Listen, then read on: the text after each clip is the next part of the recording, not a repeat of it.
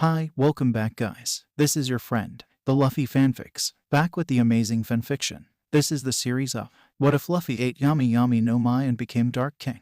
Now before starting, please give this video a like and subscribe to the channel if you want more videos like this. Now let's get into the fanfic. This was it. Countless years of patience had finally paid off. Marshal D. Teach stared down at the Yami Yami no Mai, clenching his jaw and licking his lips in anticipation of the power he was about to gain. For decades he had been a part of the Whitebeard pirates, the fiercest pirate crew still alive on any of the oceans, fighting alongside the 4th Division of the vast outlaw armada against monsters, marines and other pirates under the guise of loyalty to a relic who couldn't admit his time has long since passed, when in reality it was all for this single piece of ugly fruit in his hand.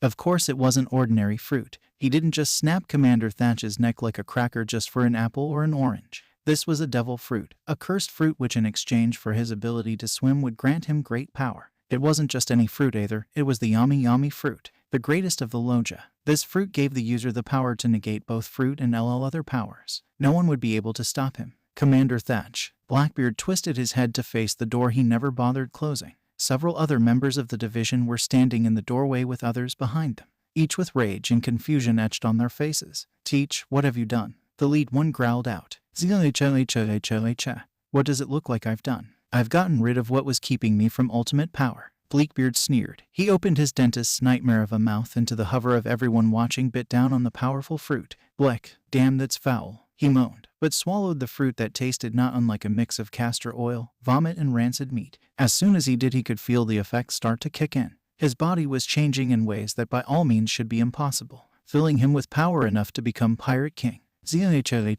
At last, power is mine. He gave a crocked grin to the assembled pirates, who now looked slightly fearful at the power this lunatic might now possess. Time to test it out. He extended his hand towards the nearest of his now former crewmates. Black hole. The crew member who had tensed out relaxed considerably when nothing happened. Blackbeard's brow knit together in confusion. He looked at the palm of his hand, then thrust it out again. Black hole. Nothing. He looked back down, slightly nervous. Why isn't it working? To answer his question was the sound of guns being cocked and swords being drawn. The pirates who had just moments ago looked fearful now returned to looking murderous. Blackbeard just stared at them for a moment. Probably takes longer to kick in than what I read about. Ah well, he muttered to himself before rolling up his sleeves and grinning at the crew. Guess I'll just take you out the old-fashioned way. On deck. Boom. The whole ship shook as a crewman was launched up from below deck, flying over the crow's nest and into the ocean. Teach leapt out of the hole himself, a pirate's head in each hand that he was slowly crushing the life out. Weird. I ain't never been that good a jumper before. He commented at his rather astounding leap considering his size. He looked around. The crew on deck had already drawn their weapons, and the ones he hadn't taken out from below were already rushing up and forming a tight-knit circle around him. You think you can take me? Idiots. With the power of the Yami Yami no Mai I can beat you without breaking a sweat. The only idiot here is you Teach. A voice called from behind him right before a scorching hot fist was rammed into his face. Hot.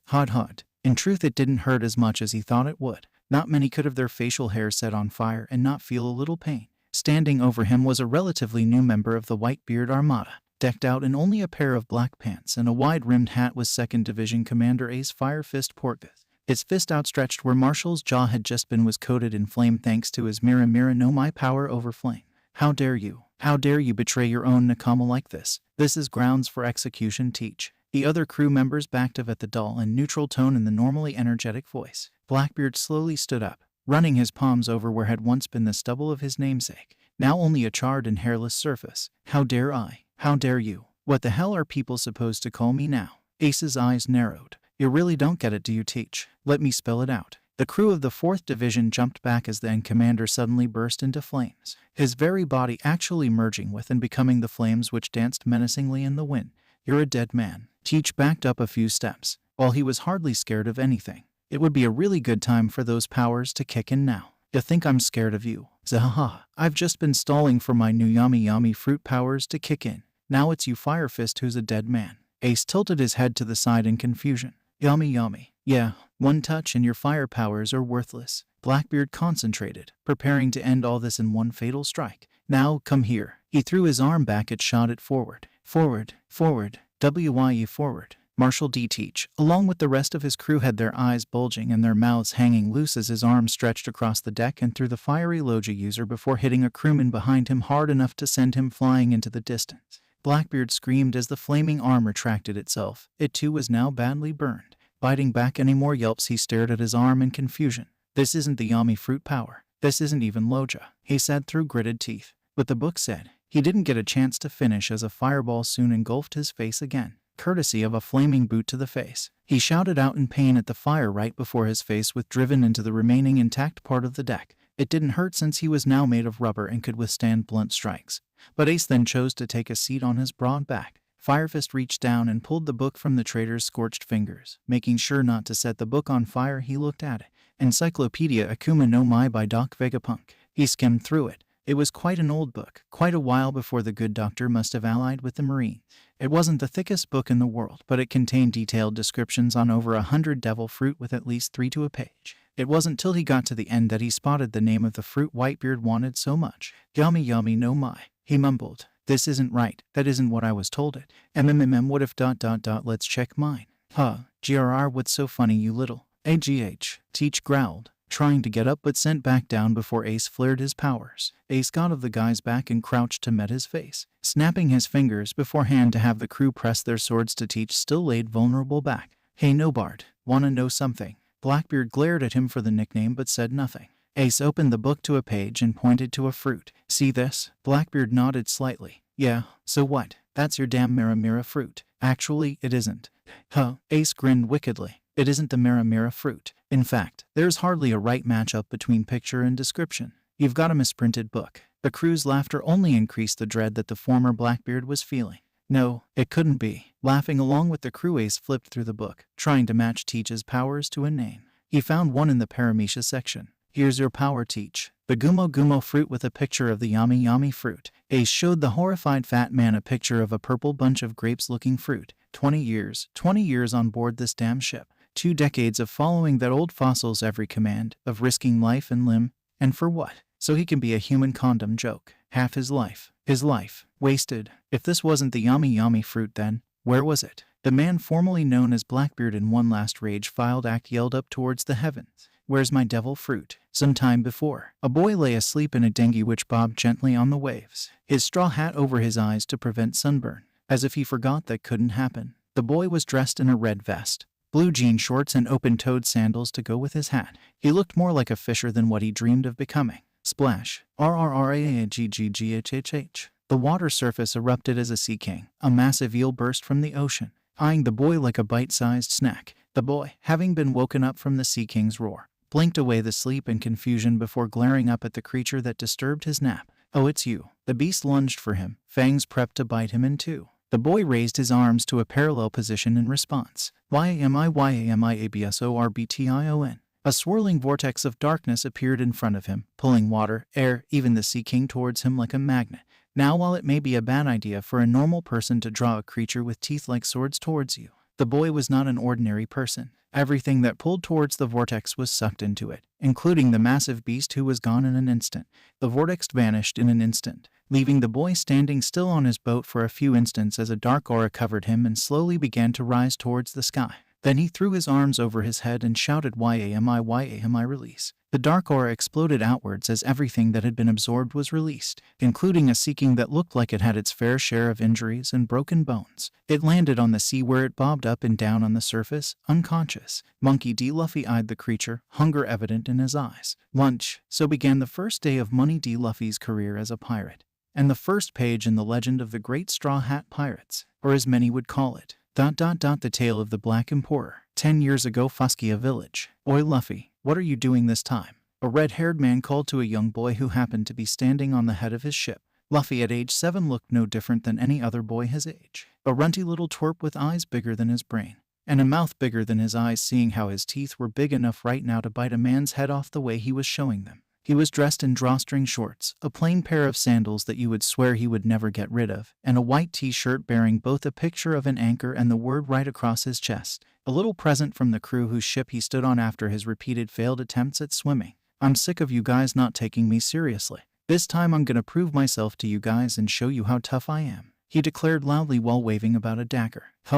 laughed the red-haired man. Hurry up and do it then, whatever it is. In retrospect, maybe telling a little boy holding a knife to go through with whatever he planned wasn't the best idea. Although it looked more likely that he was going to try attacking one of them. Stabbing himself in the face was certainly not what anyone thought he'd do. Youch, you idiot. I can't believe he did that. It hurts. Of course it hurts, you little. A toast to Luffy's courage. And our next great voyage. Cheers. The thing about pirates is that they'll find any excuse to drink. Find treasure, they'll drink to that. Winning a climactic battle against the Marines, they'll drink to that. A little boy stabs himself to please them, of course they'll drink to that. They'll even drink when they don't have an excuse. In fact, when that happens, they'll say they're celebrating that for once they don't have an excuse to drink. The tavern was in full swing. Pirates from wall to wall drank and sang and danced merrily to sea chanties. The boy that they were celebrating was sitting at the bar alongside their captain, tucking into a full steak dinner like the man's own, completely at ease despite being surrounded by blighters and rogues, proudly showing off the stitch-up scar beneath his eye. Didn't hurt a bit, he said while tears continued to pour from his eyes. Liar, that was a stupid thing to do, snapped the pirate captain feared by all under the moniker Red-Haired Shanks. The man looked as much a pirate as the boy would one day look. An unbuttoned white shirt held closed by a red sash around the waist, dark three-quarter-length pants, sandals naturally, and a familiar straw hat. Aside from the sash, he looked nothing like what people thought of when picturing a pirate. Luffy puffed up his chest. So what? I'm not scared of getting hurt, so that means you can take me on your next voyage, he crowed happily. The tavern shook as the collected pirates laughed at the boy. Impossible, said Shanks between laughs. We got you that shirt for a reason, boy. Humph, so what? I just won't fall over then, the boy declared loudly. Besides, Grandpa Garp has been training me, so now my punch is like a pistol. Shanks had to give the boy that. He'd been Gall D. Rogers' cabin boy in his earlier years, and had the misfortune on meeting the legendary Monkey D. Garp. He'd have been surprised if the boy hadn't gotten stronger under the old monkey's rumored torturous methods. Of course, he couldn't tell the boy that. That's so, he said with an extremely apathetic look. If looks could kill Shanks, be a smoldering pile of ash. I'll come one, Captain. Let's just take the kid once. Yeah, a short one wouldn't do any harm. Shanks didn't even bother turning around. All right, but one of you will have to stay behind. Sorry, kid. The pirates went back to their merriment, much to the boy's irritation. Traitors. Haha. Sorry, Luffy, but you're just too young. I wasn't even allowed near a ship till I was about 17. Luffy just glowered at the man, not wanting to be made to feel dumber than the scared man was making him feel. Luffy, a voice called to him from across the room. Luffy turned to face Shanks' first mate, Ben Beckham, a man who exuded cool like a glacier, sitting at his table drinking while never letting the longer-than-normal cigarette fall from his mouth. Don't worry about what the captain says. He just doesn't want you to get hurt out on the sea, especially since you can't swim. Yeah, right. He just likes making fun of me. Beckham shook his head. No, Luffy. It's the captain's job to have everyone's safety in mind. He's responsible for everyone on the ship. The sea can kill you in 1,000 different ways. He doesn't want you to give up. He just doesn't want to have to watch out for you along with the crew. Hey, Anchor, Shanks shouted out to Luffy. Then again, the kid may have a point, thought Ben. Ben, for a reason that's not just the author wanting to move on with the story and not just copy down great chunks of the manga. The tavern door slammed open courtesy of a large boot. A tall and lanky man walked in, each step slow and deliberate. His manner of dress was a contradiction unto itself. He wore a long and expensive-looking jacket with a pattern down one side, strong-looking boots, and a samurai top knot for his hair. However, he looked like he hadn't bathed in a while. His hair not done and the knot was unkempt. His shirt was half-tucked and the look on his face just screamed filth. He marched up to the counter, a contingent of unremarkable fellows behind him wearing bandanas and carrying swords. Hi, Higumi, stuttered Makino, the tavern owner. Relax, my bandits aren't here to pick a fight, the man said through yellow teeth. Just sell us 10 barrels of grog and we promise we'll leave most of the place intact. Sorry, fresh out, she said. It wasn't that she was scared of him, but she had to act like she was so he wouldn't cause problems in the future. While she could trust the pirates not to get into a fight, these bandits were a different kind of criminal altogether. These were the scum below scum who hide the fact they were too scared and weak to head out to sea with ego and excessive violence. One wrong move and these guys would start a fight just to keep fear of them alive. Meanwhile, Luffy had quite lost interest in the chattering of adults. This Higumi guy wasn't nearly as scary as Makino seemed to think he was. So while the attention of everyone was on the counter, Luffy looked about the room for something sweet to eat. Couldn't have a big meal without something for dessert after all. Maybe there was something good in that little chest the crew brought in. Higumi looked over to the pirates, then back to her. Then what are they drinking? Fruit juice, he sneered. I just served them the last of it. Go away, go away, go away. Sorry about that, mate, Shanks interjected. Guess my crew drank all the liquor. Here you go. He lifted up a bottle he hadn't inhaled yet. Higumi looked at the bottle. Then with one jarring move threw his fist out and shattered the bottle, sending glass and alcohol into Shanks' face. The entire room grew quiet, save for the sounds of some munching followed by gagging. You think I'm an idiot. One bottle of grog isn't enough for me, let alone my men, Higumi said in a raised voice, trying his best to stay cool. He pulled a slip of paper out of his jacket and waved it in front of Shanks' face. See this? This is a wanted poster for yours truly. They don't just put an 8 million berry bounty on anyone. I killed 56 fools just like you to get it. He looked down at Shanks, who had already started crouching to the floor. If I were you, I'd leave this town to me and never come back. That is if you like breathing. His anger at the straw-hatted man was not lessened any when Shanks seemed to have ignored his little speech in favor of offering to clean up the mess Higumi made. To which the mountain bandit responded by taking out his sword and sweeping it across the counter, smashing the mostly empty bottles and covering Shanks in even more booze and glass shards. Looking down at the man in disgust, Higumi snorted, turning towards the door and signaling his minions to follow. Farewell, cowards, he said in a condescending tone before having the door slam behind them, leaving a silent pub behind them. Makino knelt down and asked if Shanks was okay, to which the man waved his hand. I'm fine. The tense silence ended as the crew once more burst into merry laughter. He got you good, Captain. Ha. Yeah, he did, didn't he? What's so funny? The laughter stopped as everyone turned to a very angry little boy, glaring daggers as usual at Shanks. What was that? You're just gonna let him get away with doing that to you? A real man fights no matter what. He doesn't just let himself get beat up and then laughs about it. Shanks looked at the little boy for a moment, sighing before flashing him a smile. Violence isn't always the answer, Luffy. You'll understand when you're older. You could hear the last fragile thread of Luffy's faith in Shanks breaking with an audible twang. The boy snorted, then turned to the door, making loud deliberate stomps as he went. Oi, where are you going? The red-haired captain said while reaching for Luffy's arm. I'm gonna go find a better role model, he barked out. Shanks smiled and grabbed the boy's arm to pull him back. Or he would have if the boy hadn't started dragging him along like he wasn't there. The rest of the crew's eyes popped out of their heads at the sight of their captain being dragged across the floor by a little boy, seemingly unable to let go. Boys, help,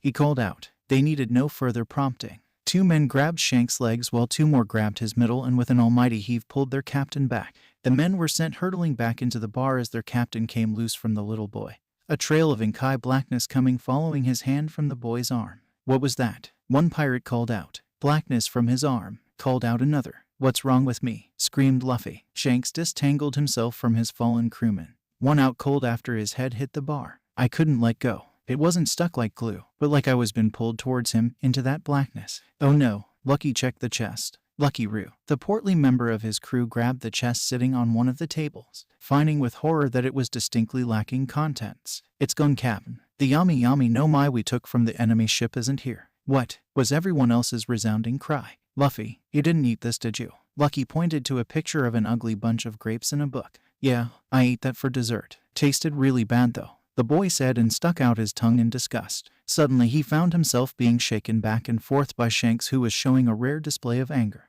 That was the Yami Yami fruit. The man shouted right in the boy's face. Anyone who eats a devil fruit has the sea turn against them. You might have gotten a lot of power, but now you'll never be able to swim for the rest of your life. WWWHHHA. You idiot. Luffy was once more seated in Makino's bar. The place had only a while ago had been jumping off its foundations with commotion was silent. The merrymakers that had once occupied it vacant save for the bartender and the devil-powered boy balancing a glass between his teeth. They've been gone for quite some time, Luffy. Don't you miss them at all? Said Makino, hoping the boy wasn't too disappointed in Shanks. No way. I thought they were tough, but they just let that stupid bandit walk all over them. They're nothing but wimps. Now, Luffy, you know sometimes it's braver for someone not to fight, retorted the young woman. TCH. Yeah, right. You're a woman, Makino, so you wouldn't understand. A real man stands up for himself no matter what. You're right. I guess I don't. She decided just to let it go. The boy was just like the rest of his family, stubborn to a fault. Sometimes it felt more like he ate a fruit that made everything just bounce of him rather than draw everything in. Luffy nodded quickly and went back to his angry moping. The door opened. This time, however, it was by way of hand rather than boot, though it was still the same guy entering now who did so rudely last time. Higumi, make way for the terror of the Highlands. The bandit leader walked into the bar, his entourage following close behind. He still moved with the same arrogance as his last visit. If anything, he had more now that all he had to convince of his threat was a young woman and a little boy. The men spread about the room, soon filling it with the same number of men as Shanks' crew. Higumi took a table all to himself and propped his feet up. No pirates today, eh? Smells better, he commented, So what are you waiting for? We're not so brutal that we won't pay, so bring us drinks. The bandits cheered in agreement. Makino nodded slowly and started picking up mugs from behind the bar when she saw Luffy getting out of his seat, glaring at the bandits. Luffy, no, she whispered, but it was too late. The simple joys in life were truly the best. Who needed the high seas and swashbuckling, rip-roaring excitement when a comfy chair and a hot cup of tea worked just as well? Despite his relatively laid-back appearance, whoop slap, the mayor of the village was perhaps the most overworked man on the island. After all, it was not the simplest of tasks making sure that the world government remained clueless to the pirate crew of the Red Hair's notoriety who were using his town as a port, especially since one of those Marines higher-ups happened to have family here, not to mention the other mayoral acts that kept this relatively peaceful town running. So it was nice to just sit in his favorite chair every now and then with a drink so he could relax. Slam, Mr. Mayor, come quick. Then again, who needs to relax at his age? What is it, Makino? He asked, seeing the concerning in her eyes. It's Luffy, she cried. And those mountain bandits. Of course it was. Bangghh, cried out a small boy. Wow, I didn't do much and he's already crying, said one thug. Yeah, don't have to even try to beat this kid, said another. The problem with the Yami Yami no Mai was that while the eater could absorb anything they wanted, they still gave off a minor gravitational pull, one which drew things toward them. When the bandits were hitting him, his body was actually pulling them towards him, and anything already coming towards him to go quicker. The bandits' blows, for example, which were already flying at him, were being pulled that much quicker, causing the blows to become stronger. The streets were barren of residents. Everyone save for the criminals and Luffy were inside, peering out of windows and through keyholes, too scared of joining the boy's fate should they interfere in his punishment. "Gee, take it back," Luffy shouted as Higumi's boot hit the small of his back. "You're a little freak, you know that," said the bandit with a sneer. He'd heard that the brat had eaten a devil fruit, but what idiot would eat one that makes everything hurt more? Ah, who cares? I know an island somewhere where they pay through the nose for fruit eaters to find out what makes them tick. You just might be our ticket to the good life, brat. Luffy didn't listen. He grabbed a large dead branch and charged Higumi for all he was worth, only for his head to met the pavement when the slovenly bandit stomped down on his face. "What's your deal anyway? I was just talking to my men and drinking when you started yelling at us. We didn't do anything." "Yes, you did," he crowed. "Now take back what you said, you stinking apes." Higumi just pressed harder. "Stop, please." Higumi turned to see the mayor and the bartender. Typical. In this whole town, the only ones who have ever come close to standing up to him are an old man, a little boy, and a woman. The mayor knelt down and touched his head to the dirt. "Please, I don't know what the boy did, but I beg you not to hurt him. I can't stop you by force, but I'm the mayor. If it's money you want, well, be happy to give it to you." Higumi mulled it over for about a second. "Nice try, old man. But you know how the world works." He pulled out his sword. "This kid insulted me, so now he's gonna pay the price. You deserved it, you mountain macaque," Luffy called out while biting back pain from the pressure on his spine. "I was planning on selling you, kid, but now I think I'll just get it over with and kill you." He pointed the blade right at the back of Luffy's head. "No, Luffy, what about Luffy?" said a third voice. Makino and the mayor turned to see Shanks standing right behind them, his crew not far behind him either. This time he was sporting a long jacket draped over his shoulders and a large ornate cutlass. He strode past the two, bold as brass, facing the supposedly bloodthirsty bandits. "When no one greeted us at the docks, we started to worry. What happened, Anchor? I thought your punch was as powerful as a pistol." "Captain, get out of here," the boy shouted. "TCH, you cowards again. Didn't you learn from last time?" Shanks took a step forward. Higumi lowered his blade more. Up. Come any closer and we'll have to kill you along with the brat." Shanks ignored him and came closer. One of the nameless bandits pulled a flintlock pistol out of his sash and pointed it at Shanks' head at blank range with an audible click. "You hear him? Go any closer and I'll kill you." Fear was the furthest thing from Shanks' mind at the moment. If anything, he looked concerned for the man pointing the gun at his ear. "You're taking an awful big risk doing that," he said calmly. "Huh, what are you talking about?" Shanks smiled. "I said it's not safe to point guns." Boom. To this day, nobody who saw it could really tell you what happened. Not sure of it themselves, whether it be a trick of the eyes, or a devil fruit, or whatever. All they could tell you is this. 1 second, Lucky Roo. The roundest and merriest of Shanks' crew was nowhere to be seen, and the next he was right next to Shanks holding a smoking gun while biting into a leg of meat. The bandit were shocked to see one of their own die so quickly and easily at the hands of what they thought were inferior criminals. That was when the rest of Shanks' crew started to come into view from the direction of the port. "How dare you? What kind of dirty? Save it, landlubbers," stated Beckham. "You're not dealing with saints. We're pirates, and we don't play by the rules," finished Shanks. Okay, now they were scared. Before, the bandits thought they were dealing with a bunch of wimps, pushovers who weren't really a threat. It was all too late that they realized that pirates might not be the weaklings they first thought them to be. Back off. This doesn't concern you, shouted one of the lowly thugs. Wrong, said Shanks. Listen up. You can pour drinks on me, throw food on me, hell even spit on me. I'll just laugh it off. His eyes hardened. But good reason or not, no one messes with my friends. Friend, said Luffy, who despite the pain could feel himself smiling. Don't make me laugh, Higumi said. You pirates just float about on your little ships. You don't have what it takes to beat mountain bandits. He pointed his sword towards the crew and yelled, Get them. The bandits charged with their swords raised. Their form was sloppy at best, their sword training no doubt consisting of waving them menacingly to intimidate people on the mountain pass. This would be another instance of what the FK. Many people who saw it would still question how Ben Beckham, a man armed with only a musket which he held like a bat, was able to knock out 8 charging bandits with a single swing and sent them all flying while one rolled about after he'd had a cigarette put out in his eye, leaving only a horror-stricken Higumi to realize what him men had moments ago about these seafarer. You want to fight us? Better bring a battleship, said Beckham, who was now using his gun as intended. It pointed it at the former bandit boss. This sort of thing had never happened to him before. They were the ones who were supposed to be afraid, not him. Yet he couldn't deny what he was feeling right now as anything else but fear. But he started it. There was no way that didn't sound childish to anyone, even him. Doesn't matter, replied Shanks. You're the one with a price on his head, right? Higumi's hand shot for his pocket, pulling out a small ball and throwing it at the ground, causing smoke to erupt and blanket the area. They heard a squawk of indigence and a come here, followed by nothing. When the smoke dissipated, Higumi and Luffy were gone. All the cool Shanks displayed up to this point evaporated as he grabbed the sides of his head in panic. Damn, I let him escape. He have to save Luffy. Calm down, Captain, said Lucky. We'll all look for him. There's no way he can escape with all of us searching. Captain, said Ben, getting an idea.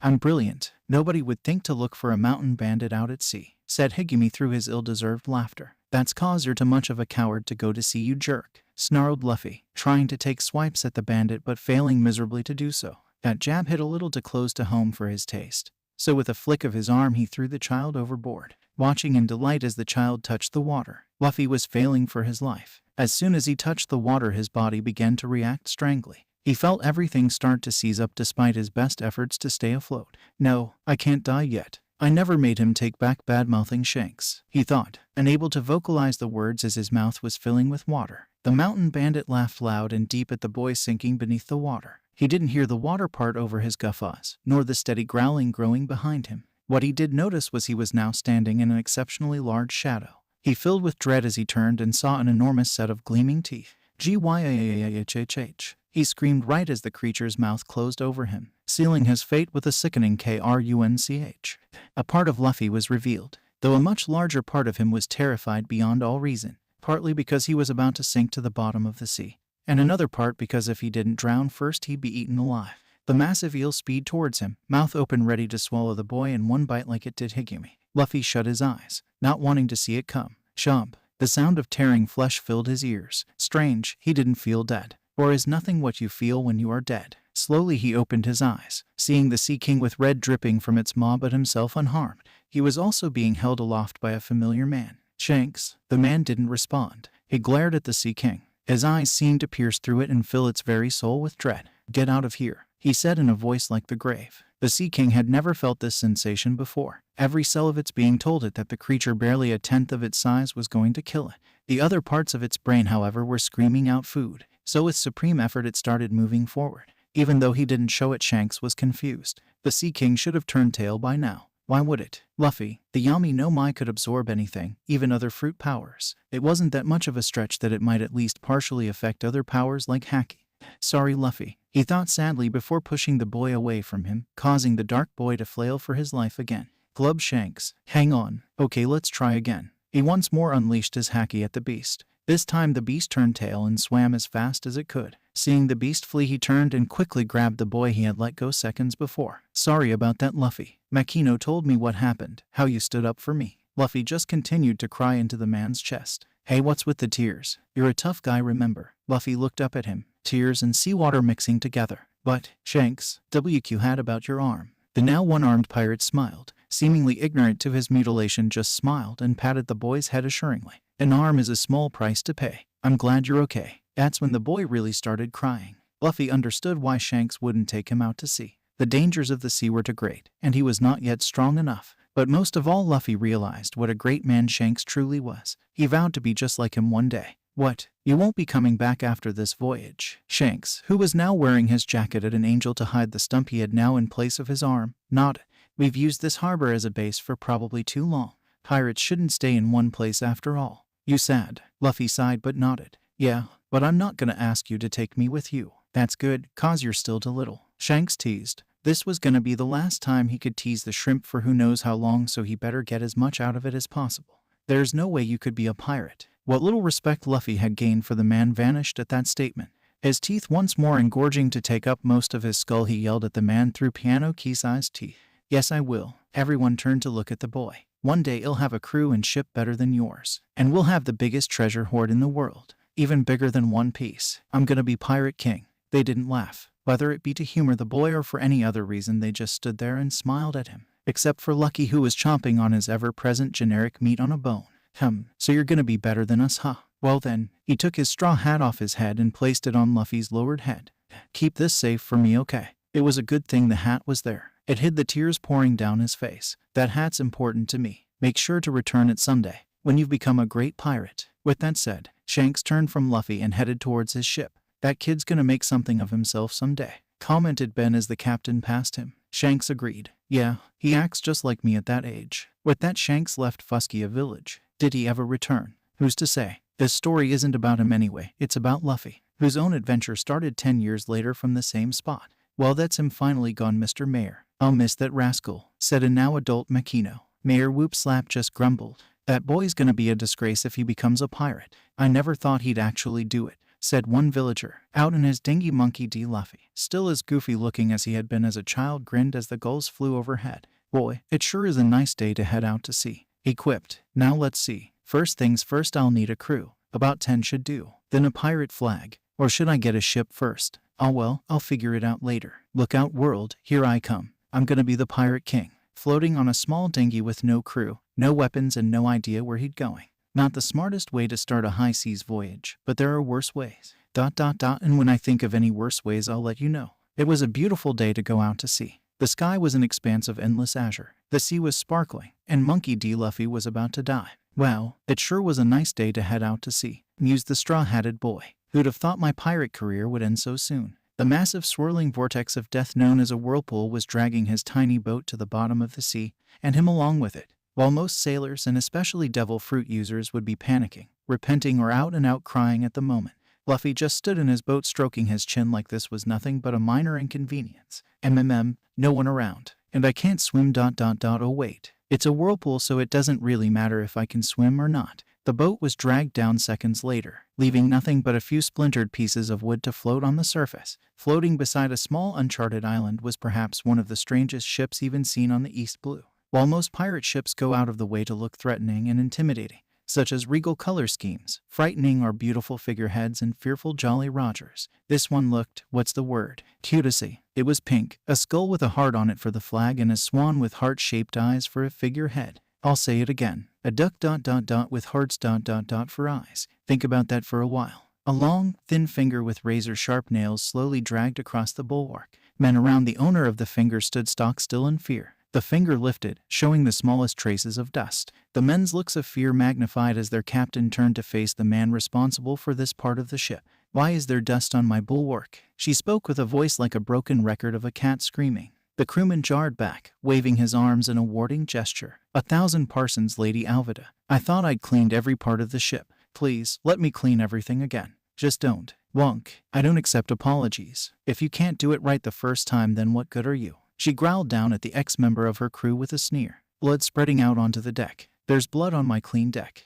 Yes, Lady Alvida. The rest cried, grabbing the body and tossing it overboard before grabbing mops and buckets to take care of the mess. Koby, she shouted. At once a small boy who would not possibly be a pirate appeared next to her in a flash with a chamois and polish in hand. He had pink hair done in a bob cut and thick glasses, a white shirt with stripes on the arms, and a pair of black pants and shoes. He looked the furthest thing from a pirate as you could be. Tell me, who is the most beautiful woman throughout the 5 seas? It wasn't a question. Boa Hancock, Princess Vivi of Alabasta, the mermaid princess, anyone who isn't you. You are Lady Alvida, the boy said cautiously. Correct, which means I will not tolerate even the tiniest speck of filth on my ship. This ship must be as beautiful as I understand, she said. Lady, if this ship was as beautiful as you, then it'd be at the bottom of the ocean and covered in algae. Of course, Lady Alvida. She walked over to him, pointing to the deck, indicating she wanted him to kneel, which he did so regretfully, her vast shadow eclipsing the sun from him entirely. He poured the polish into the cloth and started shining her impeccable shoes. If it wasn't for your knowledge of the ocean, boy, I wouldn't have thought twice about throwing you overboard. Otherwise, you're useless, she yelled before bringing her foot back up and stomping on the boy's head, making him to yelp in pain. She turned and started barking out orders. The rest of you get to work. I don't want as much as one single speck of dirt on this ship. Yes, Lady Alvida. They cried before getting to work. Despite her boasting, Alvida was not quite attractive as she'd like to believe. In fact, she was probably the furthest thing from attractive as you could get without being a different species. She was fat to the point of obese, only with thin and stubby arms and legs poking out from the sides. Long frizzy hair that not even the revolutionary in Yuzumi could style, even with those giant scissor hands. To hide it, she wore a white cowboy hat, a checkered pink blouse tied with a red sash, and a blue captain's jacket.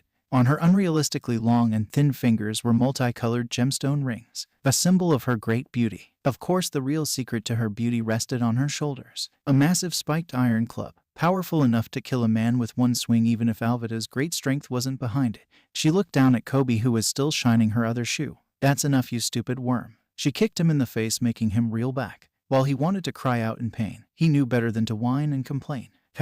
Sorry, Lady Alvida. Funny, is it? Well, if you've got time to laugh, then you have time to scrub toilets. He smiled. Yes, milady. She glared at him, then turned away, not seeing his smile slip off his face and fall into a defeated expression. Right away, back on the island that acted as Alvida's base, was two buildings. One was the storehouse for supplies and the other for loot. Unfortunately, these places also had bathrooms which Koby had to clean. On his way to the loot storehouse, he heard a clunking coming from the rocky shore side. Walking over, he spotted a rum barrel just floating in the ocean. Lady Alvida wouldn't want litter around her ship, he thought. He reached down and grabbed one of the barrel's sides and started rolling it along the rocks till it got to the beach so he could roll it up. Off. This thing's heavy. Must be full, he commented, and rolled the barrel to the supply warehouse. He didn't even need to open the door, as one of the crew was already inside with two others, opening the door when he heard the rolling. Hey, what you got there, Koby? Well, this barrel washed ashore. It feels quite full and I'm not sure what to do with it. I know what we could do, said another guy in the warehouse. Let's drink it. It's gotta be rum in there after all. The first guy rubbed the back of his neck. You sure? Lady Alvida would kill us if she found out. She won't find out, said the last guy. Us and Koby are the only ones who know about it.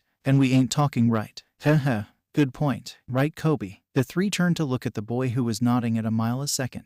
Right, I didn't see nothing, he said, and backed away, letting the guys have a crack at the barrel. Okay, now I just ... Come on, Grr, the lid's stuck. The burliest of the three complained. Then just stab into it near the top and hold our mugs to it while the rum pours out, said another, who drew his sword. That's when the barrel began shaking. The pirates and Koby stepped back, the one with the sword taking the hilt in both hands just to be safe, ready for whatever was going to jump out at him. Except nothing jumped out. The barrel imploded. In an instant, the barrel crushed inwards and vanished into a darkness that was where it had been. The darkness dissipated in an instant, leaving only a fisher-looking boy in its wake. Wow, what a great nap. I thought I was a goner for sure. Good thing I had that barrel. But I guess I shouldn't jam the top on so tightly next time. Luffy laughed out. The four other occupants of the room stared at the laughing freak who had just eaten the barrel from what they could guess. He said. Who are you guys? US. Who the hell are you? The three screamed in unison. What's making all that racket? The building caved in as a massive bar of iron tore through it, destroying everything it touched and bringing the ceiling down on three lowlifes. Luffy and Koby were spared when the force of the club sent wood and debris at the surprised boy and made him fly backwards. Instinct took over and Luffy reached out to grab something, grabbing Koby before they were both sent far out into the forest of the island. Alvida towered over them, her face red with anger. Swabbes, who is the most beautiful in all the sea? You are Lady Alvida, the chorused, but you still defy me. She waved the club in front of one of her men's faces. Defy you? And never, my lady. Don't play dumb with me. I could hear one of you bellowing from the ship. Now which one of you lazy good-for-nothings had such a great nap? Her tone was deadly. Nap? I gasped the guy in the barrel. Confusion passed over Alvida's face. Barrel? Seeing an opportunity to move attention from them, they jumped. There's an intruder on the island, Lady Alvida. Yeah, Koby brought him here. Probably to get your bounty. My bounty. Damn Koby, you traitorous little runt. She growled out, her grip on the iron mace tightening. A bounty hunter, eh? Not many brave enough to come here alone. In fact, the only one I could guess is, that's stupid. That marine base has him locked up tight. True, but they do say that Roronoa Zoro is just that clever, said Alvida. I'll tell you what, help me find that traitor and bounty hunter and I'll just triple your workload. Hazarding a guess at the alternative, the pirates nodded. Yes, Lady Alvida. Are you okay? After taking most of the fall, you must really be in pain. No, I'm fine. Just surprised, said Luffy while biting back what little pain he felt. He loved his powers, but sometimes they were just irritating. It still hurt more than it should whenever he was injured, but not to be deterred by this weakness, he'd pushed himself to get a better tolerance of pain for things that he didn't absorb. It still hurt, but believe me, if any other person had taken that fall, they'd be in a much worse state than a little soreness. I'm Luffy, by the way. You know where we are. Koby's sweat dropped a little at the guy's ability to wave of falling down a steep hill, but spoke. This is the island hideout of Alvida, the lady pirate. I'm her cabin boy, Koby, by the way. Oh, well, that's not really important to me. Koby's sweat dropping got worse at that statement. Being stuck on an island with a pirate crew looking for you wasn't important. You'll have a dinghy. Mine got destroyed when I got sucked into a giant whirlpool. A whirlpool? Yeah, Luffy huffed. It caught me by surprise too. How does a giant whirlpool catch you by surprise? Well, yeah, as a matter of fact, I have a sort of dinghy. A sort of dinghy was correct, as it only looked like a one. Luffy seriously doubted it could stay afloat more than 10 minutes. This looks more like a coffin than a boat, Luffy said bluntly. Yeah, it's taken me 2 years to build this thing, but I don't think it'd go for 2 minutes. Koby sighed. 2 years, and you don't want it? Koby shook his head. It's not that I don't want it. I want nothing more than to escape this hell. But Alvida and her crew would probably catch me before I was 10 meters away. I guess I'm a cabin boy forever. Although a long time ago I had a much different dream. His face became shadowed with horror and regret. I remember the day this all started. It was a beautiful day, so I thought, hey, why don't I go fishing? I remembered that a few of the ships near my hometown let people go fishing. So I grabbed my pole and my bag and hurried down to the docks, jumping in the first boat I could find. But it turned out to be a pirate ship. They said if I didn't want to die, then I'd be their cabin boy. That's stupid. I'm not too bright, and even I know not to go on a ship without checking. Koby's head drooped in defeat. Plus you're a gutless coward, so you're really just worthless. Luffy grinned through his teeth. You don't have to rub it in, whimpered the pink-haired boy. You're right. I don't have the courage to float around the sea in a barrel. Why did you go out to sea anyway? Well, as a matter of fact, I'm gonna be Pirate King, he stated, and just below a yell. King of the pirates. Are you insane? He waved his arms about like a madman. You'd have to make all other pirates kneel to you. You'd have to gain more wealth, power, and fame than anyone else. Don't tell me you're after Gold Roger's treasure One Piece. He calmed down, unable to continue his tirade at that volume anymore. Huff huff, every pirate in the world is after that. Every single one. You'd have to be an idiot to try and beat the whole world. The king of the pirates and... Wham! Oh, why the heck did you punch me? A deck, Koby asked Luffy, who had casually sent his fist into the cabin boy's face. You were hysterical. You yell any more without a breath and you'd have passed out. Besides, I've set myself to become Pirate King. Even if I die, I'll go happy knowing I tried. Wow, what guts. Koby didn't think he'd ever met someone with so much raw nerve as this guy before. He sure as hell didn't see it from any of the guys on Alvida's ship. You're really not afraid to die. Nah, besides I believe I can do it. Or am I just kidding myself? Luffy scratched his chin and thought. Koby didn't even feel the tears pour down his face. This was exactly what he needed to hear. Do you think it's possible that I could join the Navy? Luffy just looked at the boy puzzled. Ever since I was a little boy, I've wanted to be a Marine. To fight bad guys like that fat witch of a pirate. He stood up, hands bunched in front of him. You think I can do it right? Luffy shrugged. How would I know? It doesn't matter. I'm gonna do it. Even if I don't make it. Even if Alvida latches me and kills me before I get away, I'll have at least tried. It's better than a miserable life here. I'll become a Marine. Then I quote el catch Alvida. What was that you runt? A kind of feminine voice yelled. A tremendous force came crashing down just in front of Koby, utterly crushing Koby's boat, and his dreams along with it. Seeing Koby's despair, Alvida grinned. You think you could escape me? You're mine forever, Koby. And don't forget it. She turned her attention to the supposed bounty hunter, not nearly as tall, scary, of generally threatening than she had thought he would be. This is the bounty hunter you were talking about? She asked the men behind her. Idiots. This isn't Zoro. This isn't even a bounty hunter. Looks more like a fisherman who got washed ashore. Our apologize, Lady Alvida, one said in a rushed voice, eyeing the mace over her shoulder. Who is the most beautiful woman in the seas? Answer me. She pointed the mace at Koby. Habit and fear overtook Koby as practiced words overtook his voice. You are L. Hey Koby, who's this fat ugly crone? Luffy asked Koby. Oh crap. Her men backed up as far as they could. Koby's jaw fell past his knees. Alvida's was clenched hard enough to crush granite. Her pupils shrank to needle points. "We're all gonna die," shouted a crewman before running away. "Run away like little girls," screamed another following the first. Koby grabbed Luffy's shoulders and began shaking him, finding holding onto the boy quite difficult given he was sweating more than a pig in a butcher's. "Luffy, stop. In all the seas Alvida is ... is. Even if I die I'll go happy knowing I tried. Is ... is ... the fattest, ugliest old hag of them all. You, little, I won't take it back. You're just a witch who has to threaten people to compliment because you have nothing to compliment. Ha, good one, Koby. Shut up. It doesn't matter what you say cause you're both going to die," she screamed in a high enough pitch to crack Koby's glasses, bringing the mace down as hard as she could on Koby, who was pushed out of the way at the last second by Luffy, taking the full force of the iron-spiked club on his head. Luffy. Huh, that's one down. Now for you, you little grunt snot. Come ... on. Why won't you move? Koby stared at the bizarre scene in front of him. Luffy by all reason should be a broken and bloody heap on the ground by now. The mace was actually buried for a few inches in his skull, yet for some reason he was still standing.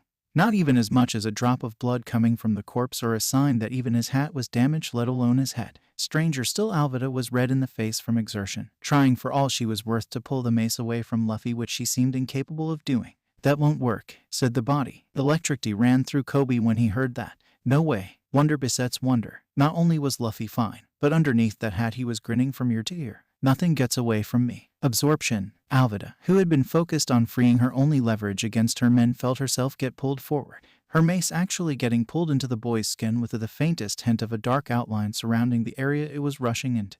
Release. Whack. As fast as it got pulled into the boy's skin, it shot out again. A thin, mangled length of iron shot out of his palm with the power of a cannonball behind it and decking her in a viscous uppercut, sending the wail of a woman flying back 50 feet, landing with a crash and a dead faint. The Alvida pirates surrounded their defeated boss, shock and horror on every face. "He just beat Alvida effortlessly," crowed one. "The mace just shot out of his hand," barked another, staring at Luffy as they once did Alvida when she got angry. Luffy glared back at them, his eyes drawing them in, threatening to consume them. "I'm taking Koby to join the Marines, so give us a dinghy or I'll do to you what I did to the bat." Bat? Alvida was the one he'd defeated, so why would the bat be a bigger threat? They looked over to where the iron mace had landed after smacking Alvida. The men's eyes grew to saucers when they saw the deadly mace, once as wide as their torsos and covered in thumb-long spikes, was now as thin as a broom handle and just as smooth, except for the dozens of dents and dings, scratched and bent to such a degree that it looked more like a metal pretzel that someone had tried to untwist but just gave up and left.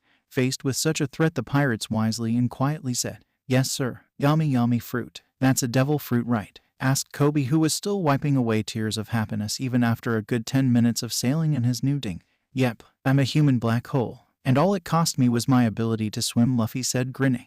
"If you can't swim, then you shouldn't sit on that tiny ship head, should you?" Koby thought, seeing his new friend sit cross-legged on a thin piece of wood dangling over the water teasingly.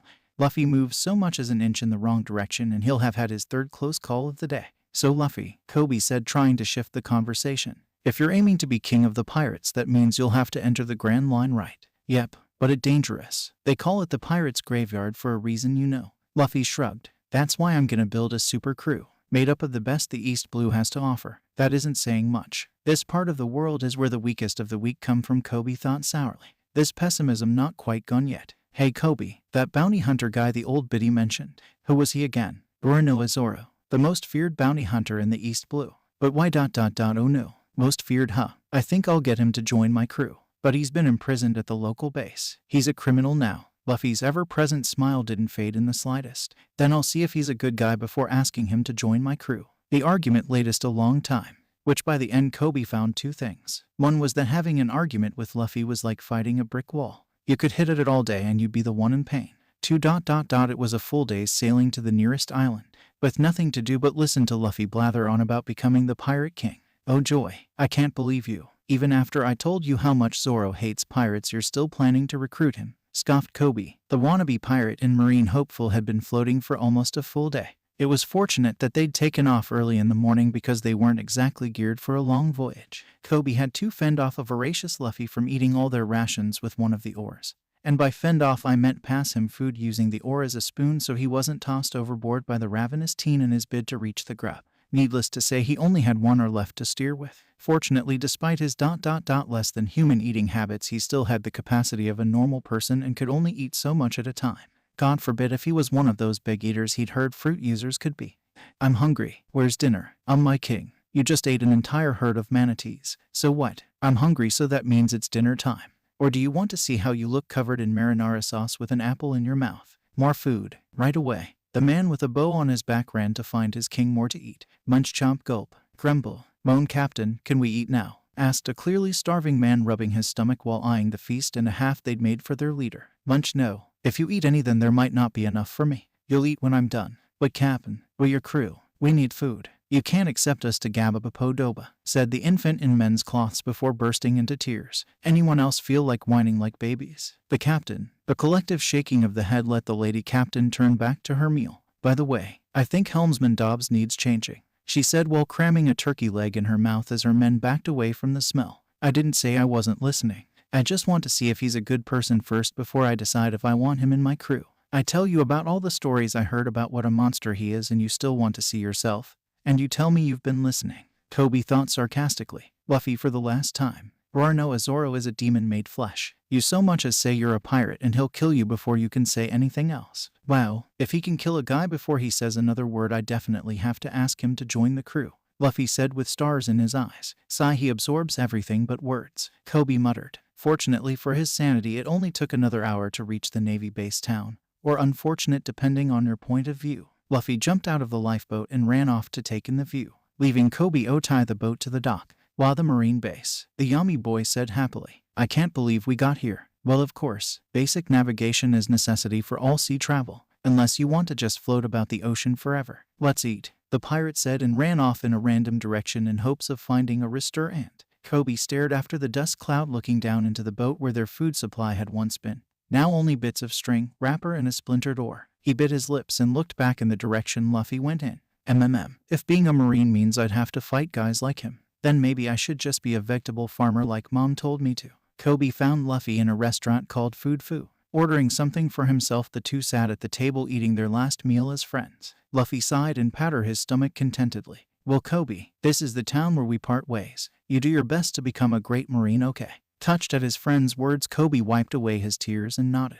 Gee, thank you, Luffy. You just remember to be a great pirate. No problem. But if I'm gonna be king, then I expect you to be an admiral by the time I am. Or better. Koby gaped. An admiral? They were the best of the best, only taking orders from the fleet admiral or the world government themselves. Did Luffy really have that much faith in him? As Koby was dreaming, Luffy was thinking out loud. I wonder if Zoro is still being kept at the base. Crash. The two of them whipped their heads at the sound. Tables being flipped over, dishes crashing to the floor, meals half-eaten covering the wood and staining the crumpled tablecloths. People had flung themselves against the wall furthest from Koby and Luffy as possible, staring at the two with abject horror. Oh, Luffy, Koby whispered. I don't think you should mention Zoro. Anyway, I saw a notice out on the street. A Lieutenant Morgan is in charge of the base. Crash. Everyone who had only just started to peel themselves off the wall and clean up were back against the wall staring at the two. Let's just leave, Koby said, grabbing his friend's arm and pulling him complaining out the door. A few seconds later he peered back through the door, seeing everyone clean up again. Morgan, Crash. Koby stared at the people plasters against the wall, before dropping his head in defeat. I get the feeling I'm the only sane person I'll ever know. That was great, laughed Luffy while he and Koby headed towards the biggest structure in town, the Navy base. This isn't funny, Luffy. Zoro, I could understand, but why would they react the same way to the lieutenant's name? I dunno, maybe he did something bad, Luffy said simply. What? That's impossible. Why? Just because someone's a marine or a pirate doesn't mean they're always good or bad, right? Koby wanted to say something against that claim, but he really couldn't fault his friend's logic, nor did he really have time to, since they had now reached their destination. The marine base was unbelievably ugly. It had 4 normal-looking buildings, and 2 that looked like upside-down flower pots that had been painted in zebra stripes. A large gates with the word marine painted on it separated them from their dual objectives. Luffy slapped his companion on the back. All right, Koby, in you go. Remembering the reactions of the townsfolk to the marine officer's name, Koby wasn't in a hurry to go in.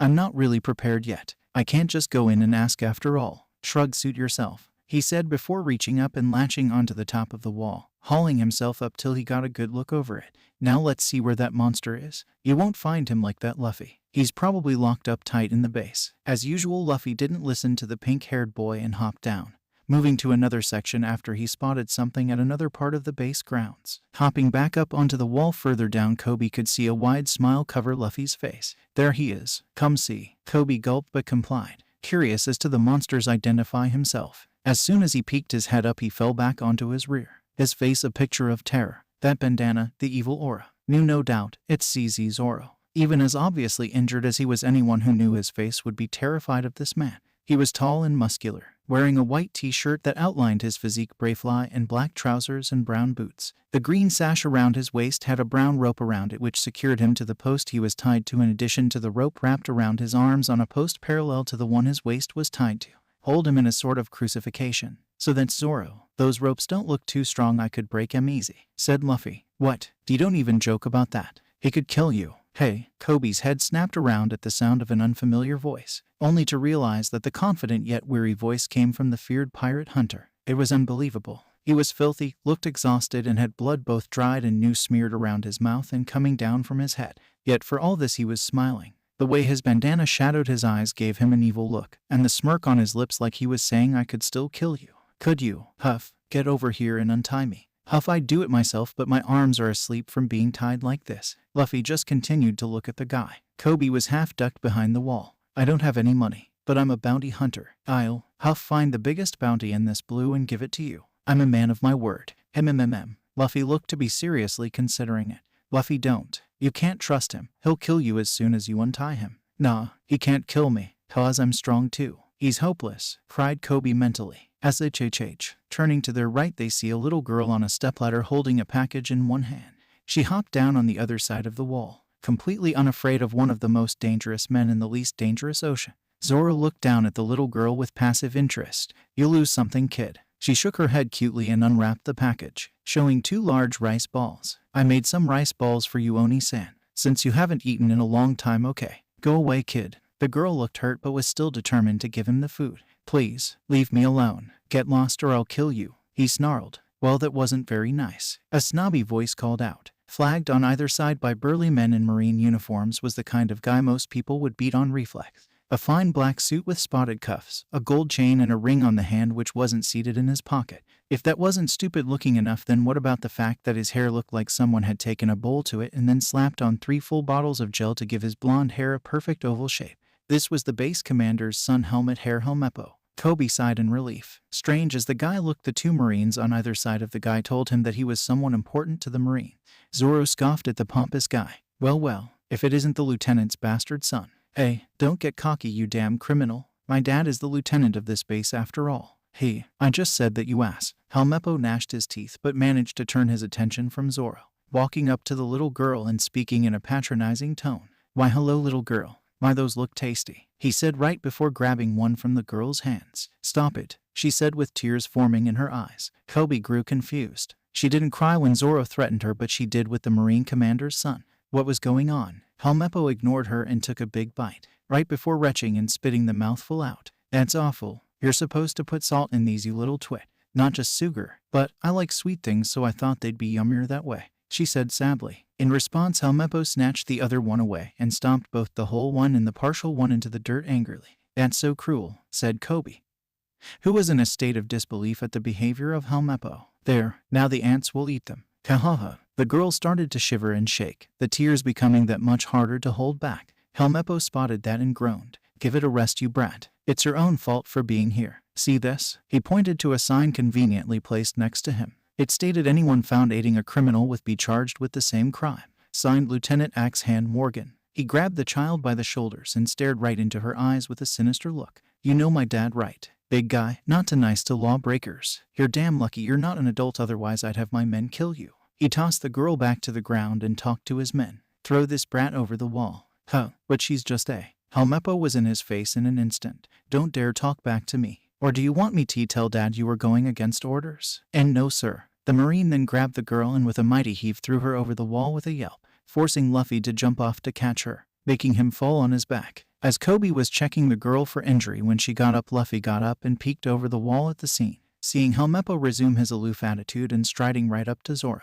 Well, you're still alive. I didn't think anyone would have this sort of endurance. She chuckled. Tell you what, if you stay alive for an entire month, I'll forget about your little indiscretion and let you go. Huff, you better keep your word. Zoro growled. Hey, don't worry, I will. See you in just over 2 weeks. With that, he strode off in some direction, followed by his flunkies. Good luck. Zoro wasn't focused on the helmet-headed idiot anymore. He was too busy staring a hole through the teen who just jumped over the wall. What are you doing here? Well, I'm looking for people to join my pirate crew actually. Zoro looked at him for a second before breaking out into a twisted grin. Wow, I didn't think anyone as young as me would give up on life so soon. Kinda sad. Hey, I haven't given up. It's my dream. What's wrong with that?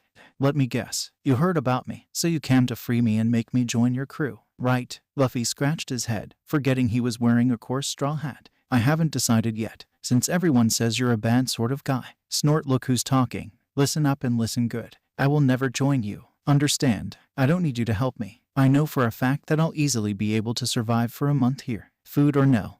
I have to live to fulfill my dreams. Luffy stared at the older teenager, a smile creeping up on his face without notice at the talk of dreams. Well, if Zoro's dream depend on his being tied to a post for a month, thereby permanently damaging his arms so he can never use a sword again, then he was gonna let him do it. Alright, if that's what you want. He turned to leave. Although if it were me, I think I'd starve to death in a week without food. GGGRRROOWWWLLL. Fuad. Hey, wait. Luffy turned back to see the prisoner looking down at the mess that used to be handmade rice balls. Can you help me eat that? Koby, who had finished helping the girl, watched from a distance. Sweat dropped at the swordsman's request. The rice balls, which had once been white, triangular and sticky, were now flat, muddy, and had a small footprint on it. You sure? You'll probably get sick. Just give it to me, he said, and opened his mouth as wide as he could. Luffy shrugged and tossed it into the waiting guy's mouth. It was quite comical to see the previously badass criminal with bulging cheeks and sweat breaking out all over, washing away the dry blood. His head shook violently as you could see the mass he tried to force down his throat, as though he was swallowing a sea urchin whole before it reached his stomach. Hack cough, tell that girl Boik that those were the best rice balls I ever had, he said while still looking like he'd eaten something jagged and poisonous. Luffy just grinned. This was all the proof he needed. He ate it all. Really? The delighted girl asked Luffy after they had returned her to her house. Yep, and he said he loved it too, replied the boy. Gee, I can't believe someone with as bad a rep as Zoro could really act like that, said Koby. Girl spun on him and stamped her foot indignantly. It's not his fault. She looked down at the ground. It's all my fault he's stuck there. People are only afraid of him because of what he did for me. Helmeppo used to have this pet wolf. He'd never have it leashed, just letting it run around, biting people and doing whatever it wanted. The day Zoro arrived on the island is the same day the wolf wanted to try and take a bite out of me. I shut my eyes as hard as I could and hoped it was a dream. But when I opened my eyes, Nissan was standing in front of me, with the wolf cut in half and Helmeppo running back to the base crying to go get his dad. Wait, so Zoro's in trouble because he stopped that wolf from killing you? The girl nodded. Koby added his thoughts. It makes sense. Why would a bounty hunter as notorious as Zoro suddenly be a criminal? They're the ones who stop the bad guys after all. HMPH. The only bad guys are the Morgans. They're like tyrants, and execute anyone who doesn't obey them. What creeps, said Luffy. Put your head back down or I'll tell my daddy. The sound of that nasally voice could only come from one person. The look to see Helmeppo walking down Main Street like the town was his. Everyone had been forced to bow to the little creep, under threat of him running to his dad. He eyed the crowd, eager to remind anyone of what he'd do if anyone disobeyed even a little. Ta's right, stay there, unless you want to end up a dead man like that idiot Zoro. What does that mean? Snapped Luffy, causing everyone else to cringe at the latent disrespect the Straw Hat Boy was showing the commander's son. Helmeppo looked over the Fisher Boy with mild disinterest before deciding to humor him. I plan to have that freak executed in 3 days' time. Isn't it obvious? Tufts of sinister darkness started to spring from Luffy, like the boy was bursting into flame without any fire. His knuckles tightened enough to make an audible crack. The only ones who could see it were Koby and the girl hiding behind him, and the Marines who were moving to shield Morgan's brat. The rest were either pressed to the ground or had their eyes closed in a vain expression. I thought you said you'd free him if he lived a month. The tone turned as dark as the flameless smoke rising from him. HAHA, like anyone would believe that. I was joking so I could see the bastard's face when he's put to the blow. The Marines didn't move in the way soon enough. How could they win? Instead of Luffy rushing the helmet-headed brat, Helmeppo instead flew towards Luffy's outstretched hand. Wadoom, dispelling the swirling dark energy on contact. Luffy drew his fist back and, much to the horror of everyone there, sent it speeding into the younger Morgan's face, making him fly through the air like a bullet and crash into one of the buildings, leaving him indented in the wall out cold. Luffy, do you realize what you've done? Screamed Koby. I've decided, Koby. Roronoa Zoro is going to be my nakama, said Luffy with finality in his voice. The street turned eerily quiet, save for the few chunks of brick and plaster that fell away while the Marines were peeling Helmeppo Morgan off the wall he had smashed into. Everyone was too busy looking at Luffy with abject horror. You hit him. You hit him, yelled one of the terrified townsfolk. Lieutenant Morgan is gonna turn him into hamburger meat, cried another. As the Marines roused the blonde ponce from unconsciousness, Luffy was determined to put him right back under, raising his hand before Koby grabbed him from behind.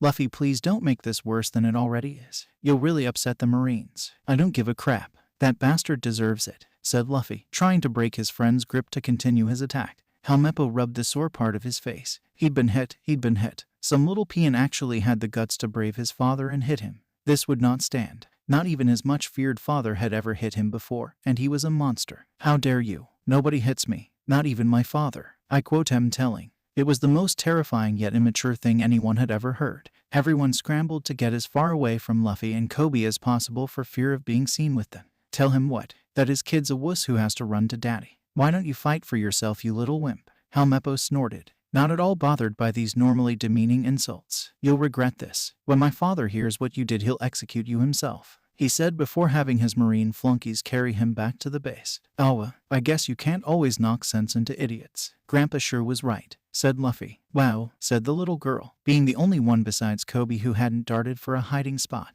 You were amazing, Oni-san. Rika, an older female voice, called in their direction. A larger version of the girl stormed over and grabbed her arm, pulling her towards one of the houses. How many times have I told you not to talk to strangers? The woman lectured her daughter. You could be mistaken as one of their friends and punished like those hoodlums. Mom, he's a good person, just like Zoro is. Nonsense. Have you been going to the execution grounds again? No, Mom, Rika said sadly. She turned to see Luffy waving her by before her mom closed the door. This is really bad, said Koby while spazzing out. If the lieutenant finds out, then he'll probably send a whole squad of Marines after us and ... Hey, where are you going? To get Zoro. Oh, I see then ... You know I should be yelling at you about how insane that is. But I'm not. Maybe you're just getting used to it, Luffy said and walked off. But I don't want to get used to it. That'd mean I'm becoming as crazy as everyone else. The pink-haired boy sighed out and chased after his friend. In the tallest point of the ugliest building ever designed sat the one man on the whole island with a bigger ego than Helmeppo. His father. I am great, the man said simply, his voice deep and gruff. The sole other occupant of the room, a lone Marine who drew the short straw, saluted and thoroughly agreed with the vain madman. Absolutely, sir. They should make you an admiral, sir. You do mean Fleet Admiral, right? He stated. Oh yes, sir. Fleet Admiral, sir. The Marine gulped. Not to be the bearer of bad news, sir, but lately the offerings from the town had been decreasing, finished Morgan.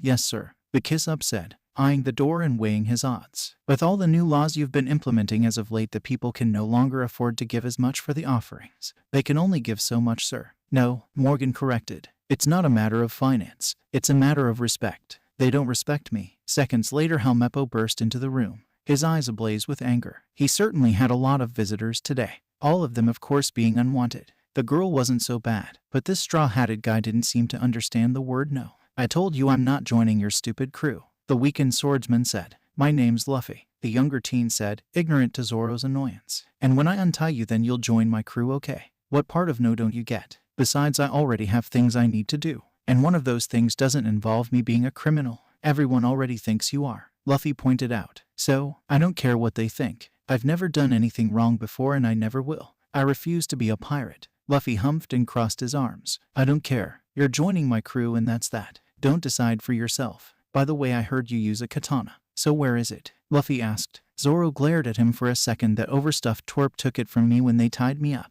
It's something I value second only to my life as well. Sounds like a great treasure. Oh, I have an idea. I'll find Helmet Head and get your sword back for you. Zoro was genuinely surprised at this act of charity. You'd really do that for me? Luffy nodded. His expression changed to sly. Of course I'll only do that if you agree to join my crew. That's dirty. Luffy just grinned. I'm a pirate. That's how I do business. He then ran off towards the base. Now you may be wondering, why is it so easy for children to get in the grounds of a restricted military base? Well, the answer's rather simple. You see, most of the Navy platoon stationed there had been busy with a task that Morgan had deemed the utmost importance, one that required nearly every available officer to be elsewhere. He was having a 20-foot statue of himself raised today. Morgan watched from the comfort of an armchair he had brought to the roof, In a reserve of Gulliver's Travels, his men pulled at rope binding his giant statue to raise it up to its feet. Beside us, his indignant son was yelling at him. "Why haven't you taken care of that blasted straw hat who had the nerve to hit me? Not even you've hit me before." Morgan turned to his son and gazed at the disappointment passively. "Do you know why I've never hit you before?" Helmeppo was confused at the question but answered, "Because I'm your beloved." Wrong. Wham! The boy was sent to the roof when his father aimed the blunt side of his weapon in his jaw. Morgan stood up and looked down past his nose at his son, which was a long way to look down. Axe hand Morgan was an enormous man with short white blonde hair, and was as tanned as his son was pale, taller than most by about a head and bulging with muscles that weren't hidden by his Marine officer's jacket since the sleeves had been removed.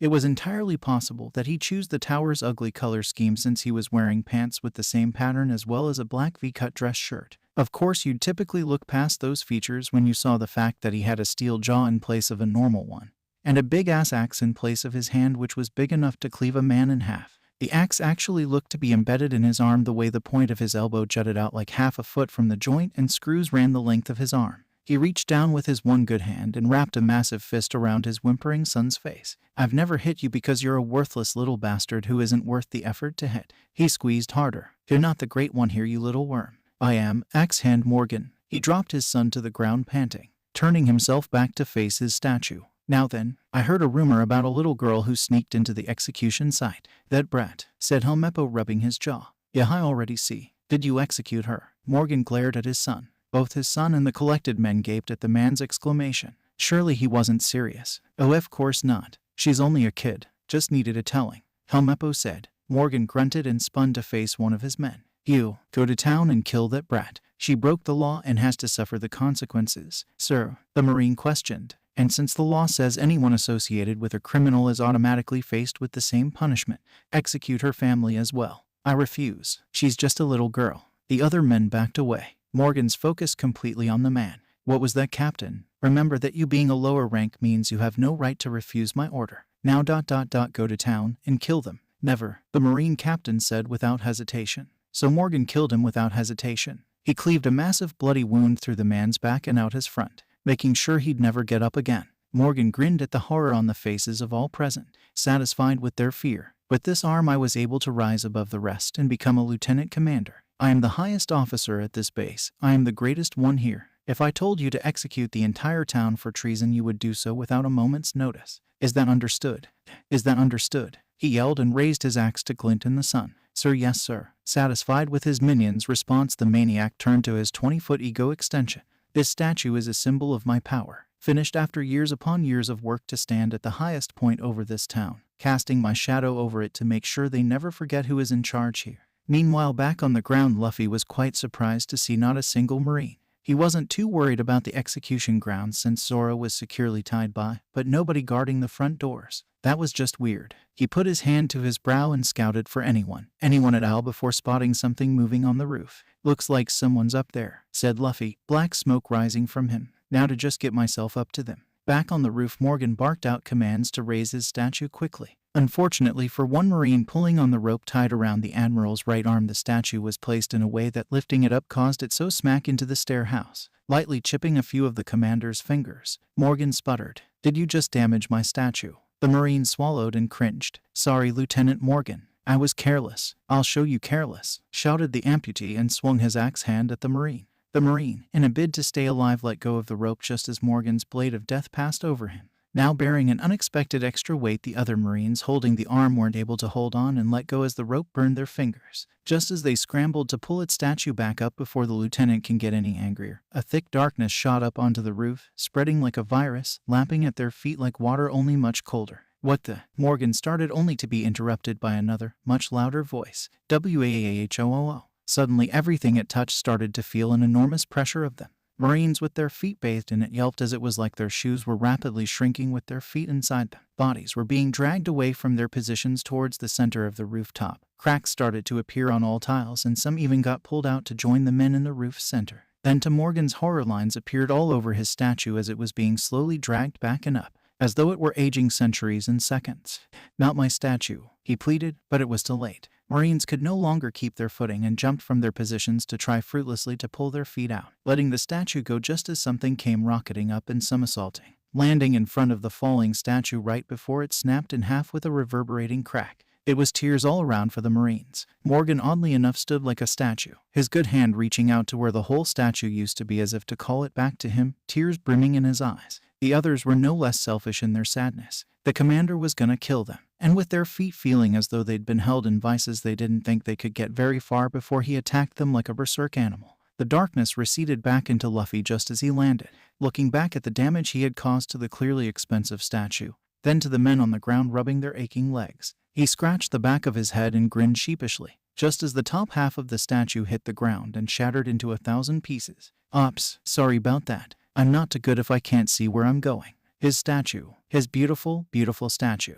RRRRRRRRRAGGHHH. Get him. I want him dead. Aye, sir. Helmeppo recovered from his own shock to point out something his dad most likely still didn't care about. That's him. That's the one that hit me. I told you he was no good. Helmet hair, Luffy said before grabbing onto the front of the skinny teen's arm and dragged him to the stairs. I've been looking for you. After him, Morgan shouted, sending several of his men after the two. One, just as he was about to follow after, spotted something done on the ground. Sir, another person's entered the yard. It looks like they're untying Zoro. Morgan grit his teeth under his iron mask. Kill him. I won't stand any more insubordination. Aye, sir, said the Marine reluctantly and took aim with his flintlock. What are you doing? They'll kill you on the spot if they catch you, said Zoro to the bespectacled boy untying his restraints. You haven't done anything wrong.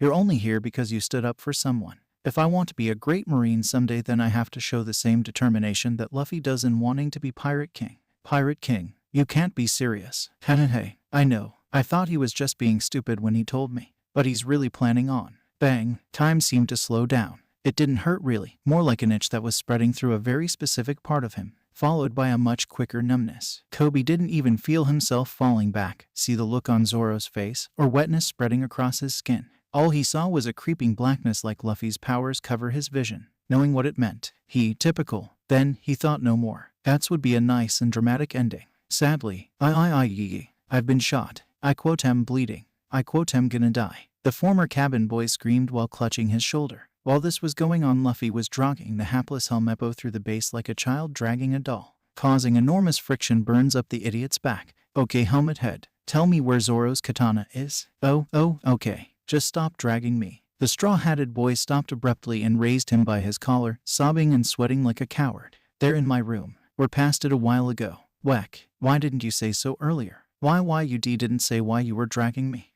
Oh right. Freeze. 3 Marines called out behind the two. Put your hands over you heads. Luffy grinned. I've got a better idea. The world went black. You have to leave. They'll kill you if you're seen here, said Zoro to Koby, who, despite the bullet in his shoulder and the red liquid pouring from the wound from effort, was still unbinding the taller man from the post. And they'll kill you if you stay here, Koby replied. That caught the swordsman's attention. What are you talking about? That kid said if I stay here for a month they'll untie me. He was lying. That's why Luffy came back here. You're getting executed in 3 days. Zoro just stared at the boy, wide-eyed in shock. The Navy won't just let you off the hook. That's why I have to get you free so you can help Luffy. I won't force you to join him. But together we all might be able to escape this town.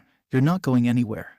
Or not, Koby said miserably. Meanwhile, Luffy had made it to Helmeppo's room, which was surprisingly Spartan given the boy's personality. In the corner was the prize Luffy sought. The only problem was it was their ×3. Which one's Zoro's? Hey, you took it from him, so which one is it? Helmeppo foamed in response. Aw man, you fainted. I might just have to take all of them, he said, dropping his hostage like a potato sack and grabbed the 3 weapons under his arm, making a break for the door when he heard something from outside. Checking through the window, he saw the axe-handed guy barking orders at Marines who were aiming rifles at Koby and Zoro.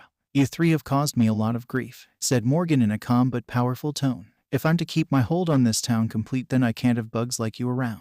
First you 2, then I'll take care of that idiot who broke my statue. Men, ready. The grunts in front of them cocked the hammer of their guns. Aim. The guns were lowered and pointed right at the 2. Ordinarily, Zoro wasn't big on fear. He knew he could take anybody in a straight-up fight. Unfortunately, this wasn't a straight-up fight. He was tied down and about to be shot, with a very big guarantee that he won't live past the next 10 seconds. This couldn't be the end. He still had so much to accomplish. He couldn't die until he fulfilled his promise. I'm sorry. There was supposed to be a flashback there explaining the promise Zoro made to his dead friend to be the greatest swordsman in the world. Well, a more elaborate one than that at least. Let's just move on with the story. I am not lazy. So anyway, Koby and Zoro stared down the Marines, not believing it could end this soon. Their dreams over before they started. Fire, Morgan yelled. The Marines pulled the triggers. The last sound the two would ever likely hear. The balls of metal flew at them, and as they were halfway to their targets, they met a third target.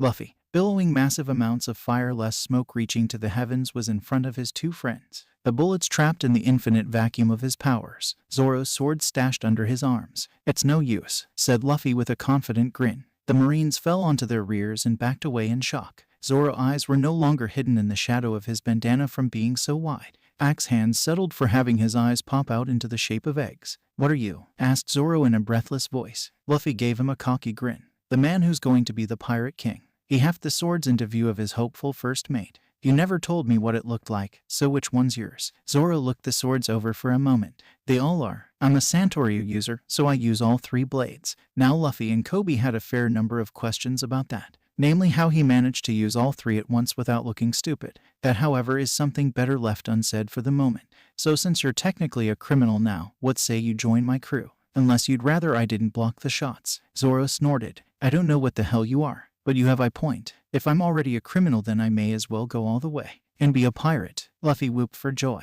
He now had his first crewmate. Meanwhile, the Marines were standing around like idiots, staring at the boy who was billowing what could only be called blackness from his body. What happened to the bullets? They fired their guns. A wall of inky darkness appeared in the way, taking in the metal balls. Then the boy appeared from inside it. Morgan understood. No doubt, that kid must have eaten a devil fruit, and a powerful one at that. That didn't settle his men's fears any, though it didn't make them run as most would.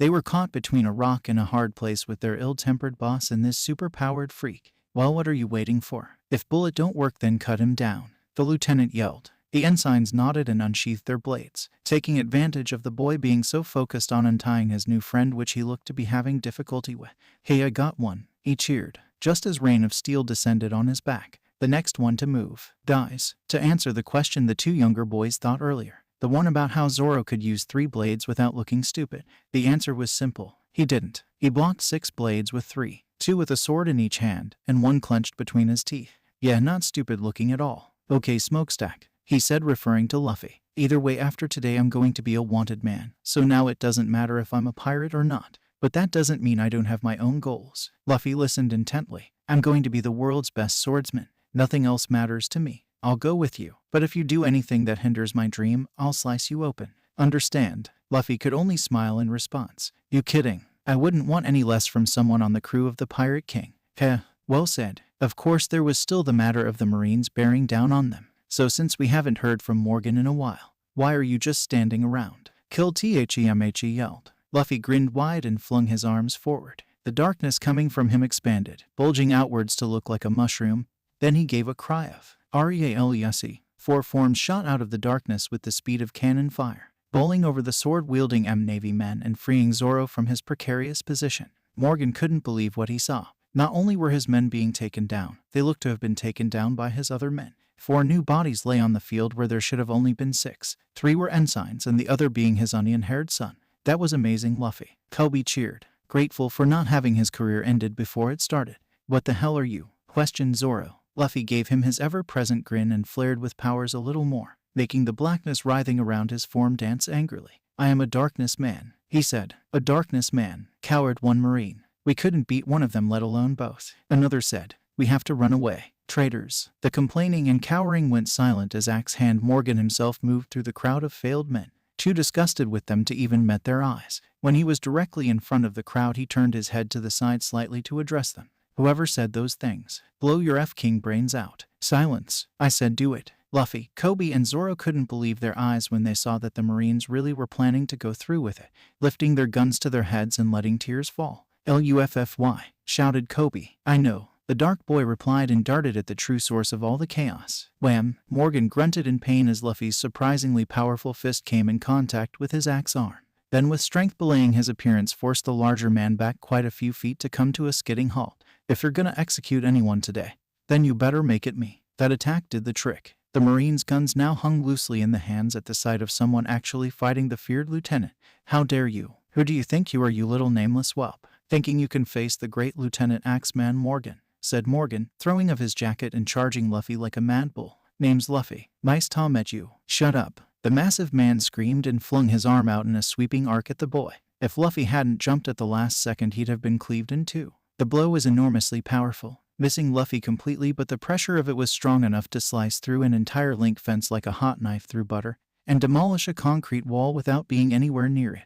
Luffy, now in midair, took this opportunity to slam both feet into Morgan's face and springboard off it, landing a safe distance away. That attack sure was fast. He commented, I wasn't prepared for something that big to be so quick. Lifting himself off the ground, Morgan charged the boy again, grabbing the long protrusion from his elbow and lifting his arm high over his head. Die, he screamed and brought his arm down on Luffy's head. The sound of people drawing their breath came as loud as anything you could imagine as the lieutenant's massive weapon arm embedded itself in Luffy's head. Dread filled the Marines as they realized that their one glimmer of hope in so many years had faded into a fountain of blood. Except, there was no blood. Gotcha. Hearts soared as they realized, as if by some miracle, the boy was not dead. They didn't know how, considering he should have been twins by now, but the hell, they were complaining.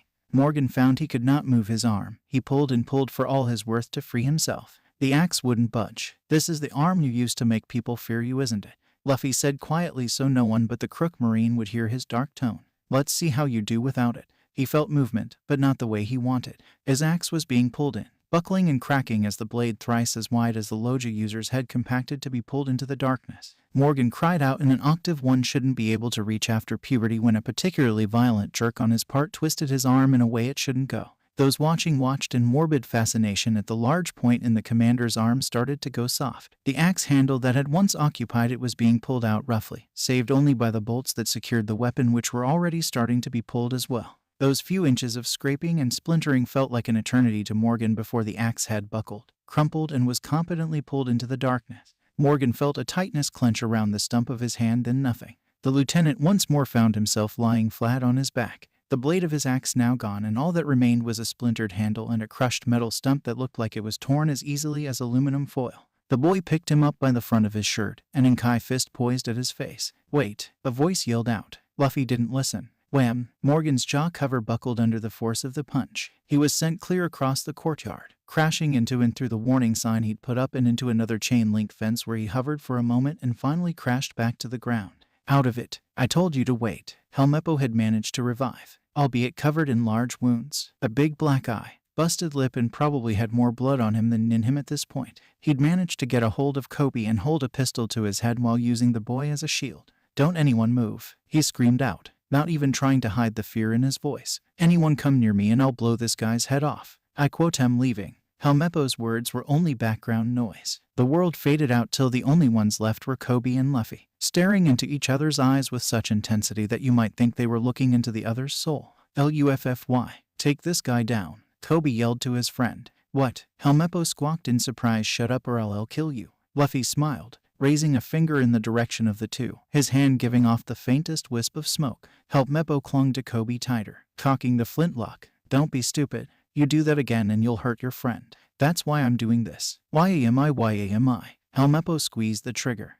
Bullet, from out of his finger, fired a sphere of darkness, no bigger than buckshot, flying at the helmet-headed idiot faster than any man-made projectile and striking Helmeppo right in the shoulder before he could fully pull the trigger. The commander's son screamed in pain as the bullet of pure gravity tore through his arm, its intense gravitational powers pulling at his insides hard enough to tear tissue from tissue, forcing him to drop the gun where it discharged into the ground harmlessly. The force of the dark shot sent Helmeppo flying back to land in a heap.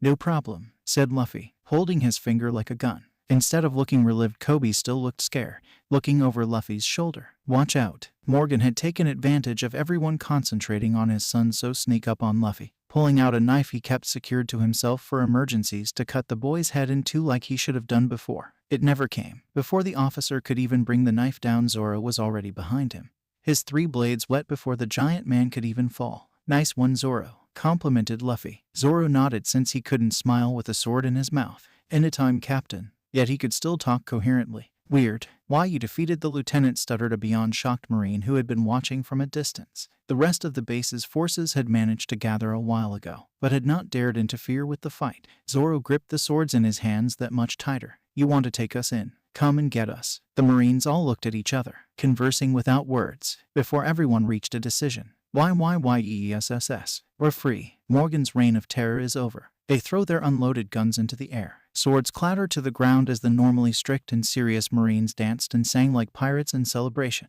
Their feared commander had been taken down.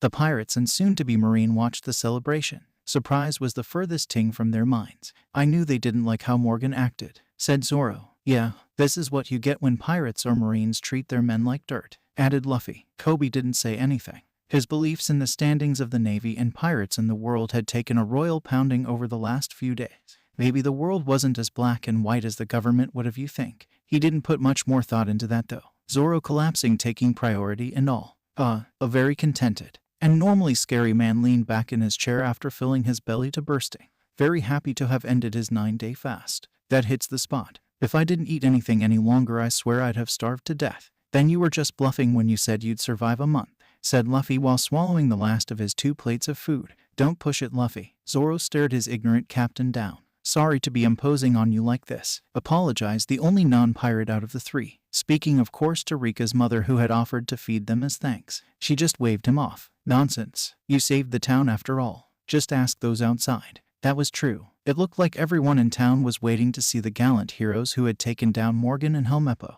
going as far as to press their faces against the windows to get a better look, watching the trio with stars in their eyes. Yeah, you're all so strong, chirped Rika, happier than she had been in a long time. That's nothing. I'm gonna get even stronger later. Speaking of later, what are your plans exactly? We can't just float about the ocean after all, Zoro commented. Snort, well, that's a dumb question. I'm heading to the Grand Line. Koby's chair clattered against the floor when he took to his feet, slamming for palms on the table. Are you still talking about that? I've already told you how bad an idea that is. The strongest pirates in the world gather there. Most die days after they reach it. Grand Line, huh? Yeah, I figured if you're aiming for the top you'd want to go there, said Zoro. Nobody's listening to me, thought Koby while 2 little streams rolled down his cheeks. Sigh, look, even though I'm not going with you, I'm still worried about you guys. Because ... cause even though we ...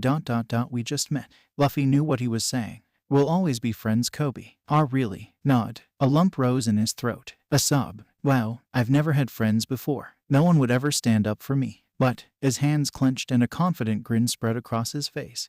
Now thanks to you, I'm going to live my dream. Luffy nodded. Right. Of course it may be difficult joining the Navy, being a pirate and all. Hey, what do you mean? I'm not a pirate. No, doesn't being a cabin boy on Alvida's ship count? Oh. Zoro added his tubery. The Marines are great at gathering info on people. If they find out you've worked on a pirate ship, forced or not, they'll arrest you. Anyone associated with known pirates in any way will be charged with aiding in piracy regardless of the nature of association.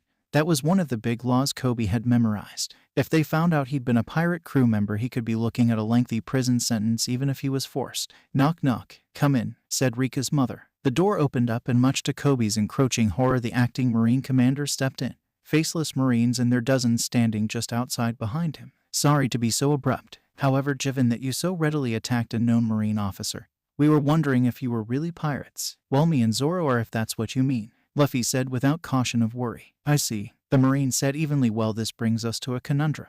Even though you are pirates, you saved us, for which we are grateful. However, as Marines, we can't allow you to stay in this town any longer. So it is my duty to ask you to leave, because we will be reporting today's incident to headquarters. The din of the townsfolk outside was deafening. People were outraged at the Marines at treating their saviors so callously. Luffy understood, though. If they wanted rid of Morgan, they needed to report Marineford about everything that happened today. It wouldn't be in the town's interests if they were seen being friendly with pirates. All right, come on Zoro, let's go. Thank you for the food, ladies. The two got up from the table, ignoring the sad faces of all the townspeople watching from near and far, and headed for the door, passing Koby as if he wasn't there. Hey, wait, the Marine said, noticing the pink-haired boy wasn't following them. Aren't you with them? It was the hardest question Koby had ever been asked. Does say yes and destroy his dreams, or say no and leave the only friends he's ever had? We'll always be friends, Koby. I'm not with them. The officer stared down at the boy, his statement a tad too loud not to be suspicious. Is this true? The Marine asked Luffy.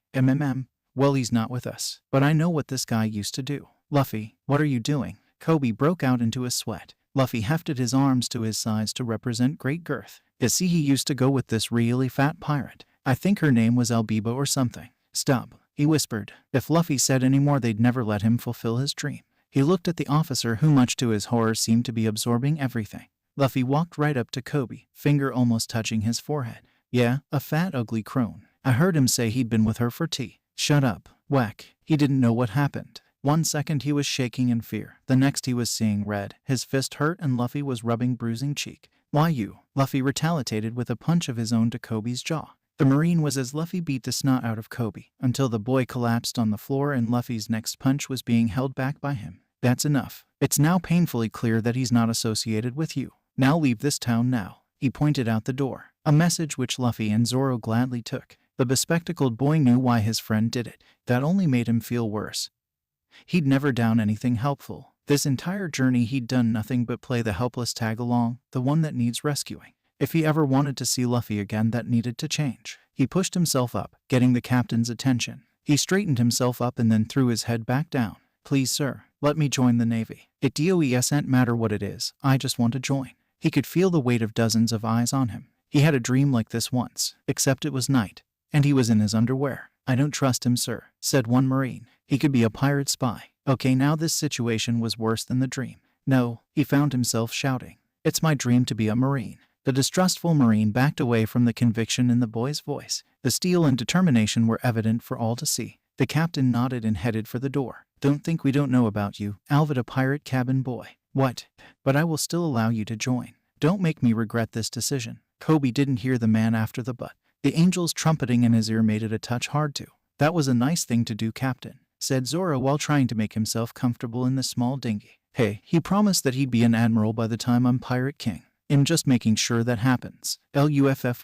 The two turned to see Koby standing there, arm in a sling and missing a front tooth. Maybe I hit him a little hard, Luffy thought. A look from Zoro confirmed that. Koby caught his breath, then stood rigid and brought his palm to his brow. Thank you for everything. We will definitely meet again. Yeah, cheered Luffy. Well, look at that. Never seen a Marine salute a pirate before. This might just be an interesting adventure after all, said Zoro. Of course he meant the 20-odd actual Marines standing behind the initiate, bidding their final farewells along with cheering townsfolk to their heroes. You have some interesting friends, boy, said the commander, saluting the pirates alongside him. Koby nodded, crying and smiling at the same time. So our brave adventurer set off, leaving old friends and gaining a new. Luffy sails for the next island to find adventure, treasure, and hopefully a new crew member for their journey to the Grand Line. Now then ... what are the chances that two muscle-brained idiots in a 10 by 3 feet boat with all the directional sense of Ryoga frickin' Hibiki and no provisions can find an island before they starve? I thought so. So hungry, he moaned. Zoro rolled his eyes at his new captain. He was hungry too, but he wasn't complaining about it. He was too busy complaining about Luffy's idiocy. For the last time, use your powers to pull in some fish, he said in an annoyed tone. Can't, I can only pull in what I can see, the young captain said tiredly. Can't you just pull in a lot of water and sort out the food? We can't just keep floating about without rations. Luffy shook his head. I've tried that before. The fish always end up an uneatable pile of guts. Unless you want me to try and drag up a sea king. Zoro growled and shook his head. Well, we wouldn't even be in this mess if you could actually sail us to the nearest island. What kind of captain doesn't know how to navigate? I don't see what the big deal is. Haven't you been doing the same? Floating about looking for bounties, retorted Luffy. I only do that when I needed to eat. I left home to find a certain man, but when I realized I couldn't find my way home, I had to find some form of work. There isn't much out there for a guy who can't stay in one place for long. Zoro lamented. Oh, so you're lost too, the captain of one said. Zoro just looked away. This is ridiculous. If neither of us know how to navigate, then we won't be able to survive the East Blue, let alone the Grand Line. The next member of our crew definitely needs to be our navigator. Oh really? Luffy pouted. Pause, I thought we could get our musician first, then our marksman, then cook. That's the reverse of how we need to do it, barked Zoro. Barely 2 hours at sea and he was already starting to be grated by his captain's sheer idiocy. An hour later the two were laid out on their backs, both twitching as the last remnants of the meal they ate in town faded away. Zoro, Luffy whispered out. Yeah, said Zoro in no louder a tone. Are we gonna die? Probably, he answered. "'Kay," Luffy said simply. Then a sound that was like heaven's song rose over the lapping of the waves. We're close enough to a starving man. A gull. Food, Luffy shouted, shooting up onto his feet and raising his hand towards the bird. Careful, Captain. I heard it's bad luck for a sailor to kill a gull. Of course Luffy wasn't listening to anything that wasn't his stomach. Darkness formed in his hand and began to twist around like a whirlpool. Yami grab.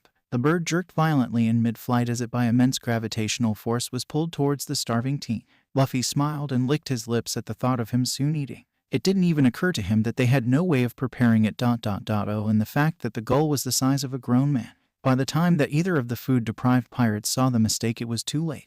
Luffy stopped his power, but not before the bird hit the mast, flailed about squawking in confusion before taking off. Luffy, who had been trying to take a bite out of it, grabbed hold of it and was carried off overseas. "HHH," he cried out. "Damn it." The grass-haired swordsman grabbed the two newly replaced oars and started rowing after the bird, the water leaping 20 feet into the air with each stroke. Still, the giant gull was pulling away from him quickly, his monstrous strength no match for the bird's wings. Zoro was not to be deterred, however. He rowed harder and harder, his eyes focused square on the creature holding his flailing captain in its beak, not even stopping for the men drowning in his direct path. "No time, just grab on," he shouted, not slowing in the slightest. The men were surprised to hear this but complied nonetheless, just barely managing to latch onto the speeding dinghy just as it passed. "Thanks, mister. We thought we were dead." "The one with the curly hair. God thing you grabbed on before I hit you," said Zoro, still not looking at them. "What? He would have hit us." "That's disreputable," said the fat one. "Slap, shut up, you meathead," said the one with the black hat.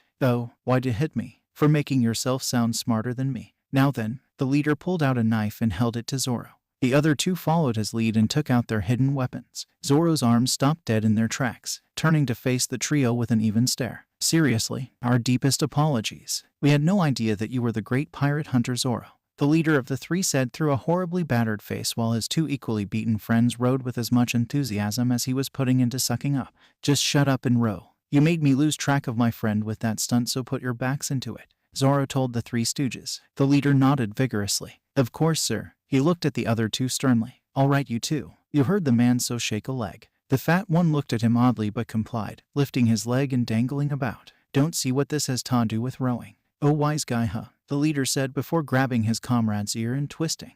"OWOWOWOWOWOW. Yuck, yuck, yuck." The curly-haired one laughed, laughing at a crewmate's misfortune. "Huh? POIK, how's that?" the lead pirate asked the guy whose eyes he just jabbed out. "Shut up and row," yelled Zoro, having quite enough of these three's antics. "Yes, sir." The three chorused and straightened up. Zoro watched the trio of mucks for a while, making sure that they wouldn't try to turn on him again. "So, how did you end up in the sea anyway?" The leader clenched his teeth. "Grrr, it was that girl." The curly-haired one spoke up. "We'd just gotten some treasure from a boat we plundered when we hear this call for help, see." The fat one continued. "This red-haired babe in a boat all by herself, looking sick as a dog. She says she'll give us her treasure if we help her. We gets aboard, find the chest is empty and she's already getting away with our boat. Then sees storm clouds roll in and boom, no more boat." The leader nodded. "Yeah, but the weird thing was she didn't look scared when we were in her boat. She knew that the clouds would roll in at that second and hit us. She could predict the weather that well. Sounds like I found us a navigator." Monkey D. Luffy was normally a very carefree guy, the sort who never seemed to let anything get to him. No matter what life throws at him, he always just laughs it off. Of course, that would be difficult with his head trapped in a giant bird's beak. If he were on land, he could easily pull it into his darkness. However, doing that would leave his cursed self over a large stretch of the ocean with no one to see him fall. He also knew he couldn't stay in this position since the fowl seemed dead set on closing its mouth, crushing his head and treasured hat if not for his prying hands holding the beak open as well as keep him in the air. While he struggled with the bird, he didn't even realize that they'd started flying over an island town. Of course, he realized seconds later when his feathered captor was blown out of the sky by cannon fire from a stupid-looking ship nearby and sent crashing to the ground below. At that same time, a girl was being chased by men armed with swords, easily outrunning them while they began to tire from chasing the younger and leggier girl, moving past their exhaustion only because of the fear they held if they returned to the ship without the map the girl had stolen. They were just about to catch up when an explosion overhead caught their attention, and something hit the ground hard enough to kick up dust and smoke. "Gghh, that hurt," cried out a young male voice. The dust settled quickly, revealing a boy slowly picking himself of the pavement. He looked lightly scorched and quite bruised. He also had some blood on him, but it was difficult to tell if it was his. "If I find the jerk who shot at me," he said angrily, while Luffy was imagining what he'd do to whoever fired that cannonball. The thief hatched a plan. "Thanks, boss," she shouted out loud enough to bring attention back to her. "Huh?" the four clueless men echoed. She didn't bother standing to replay. She took off running and yelled back, "I'll leave everything to you, sir." That knocked three of the four out of their daze, now towering over the boy. "Boss, huh?" "Damn." Luffy was knocked back by a left hook from one of the pirates, knocking his hat off to be caught by another of the oddly dressed men. "Hey, not bad. I haven't seen one like this in Waboom." The 2 remaining pirates backed up when they saw their crewmate get hammered into a nearby house, busting through wood and stone like tissue paper. Luffy, with a fist still outstretched, picked up his hat from the pavement and put it back on, looking at the remaining 2 with uncharacteristic anger. "Don't touch my hat." Luffy dusted off his hands, satisfied with the mangled state of the guys who dared to try and take his hat. Clap, clap, clap. The Logia user looked up to see a girl sitting on one of the building roofs, smiling and applauding at the boy's literal show of raw strength.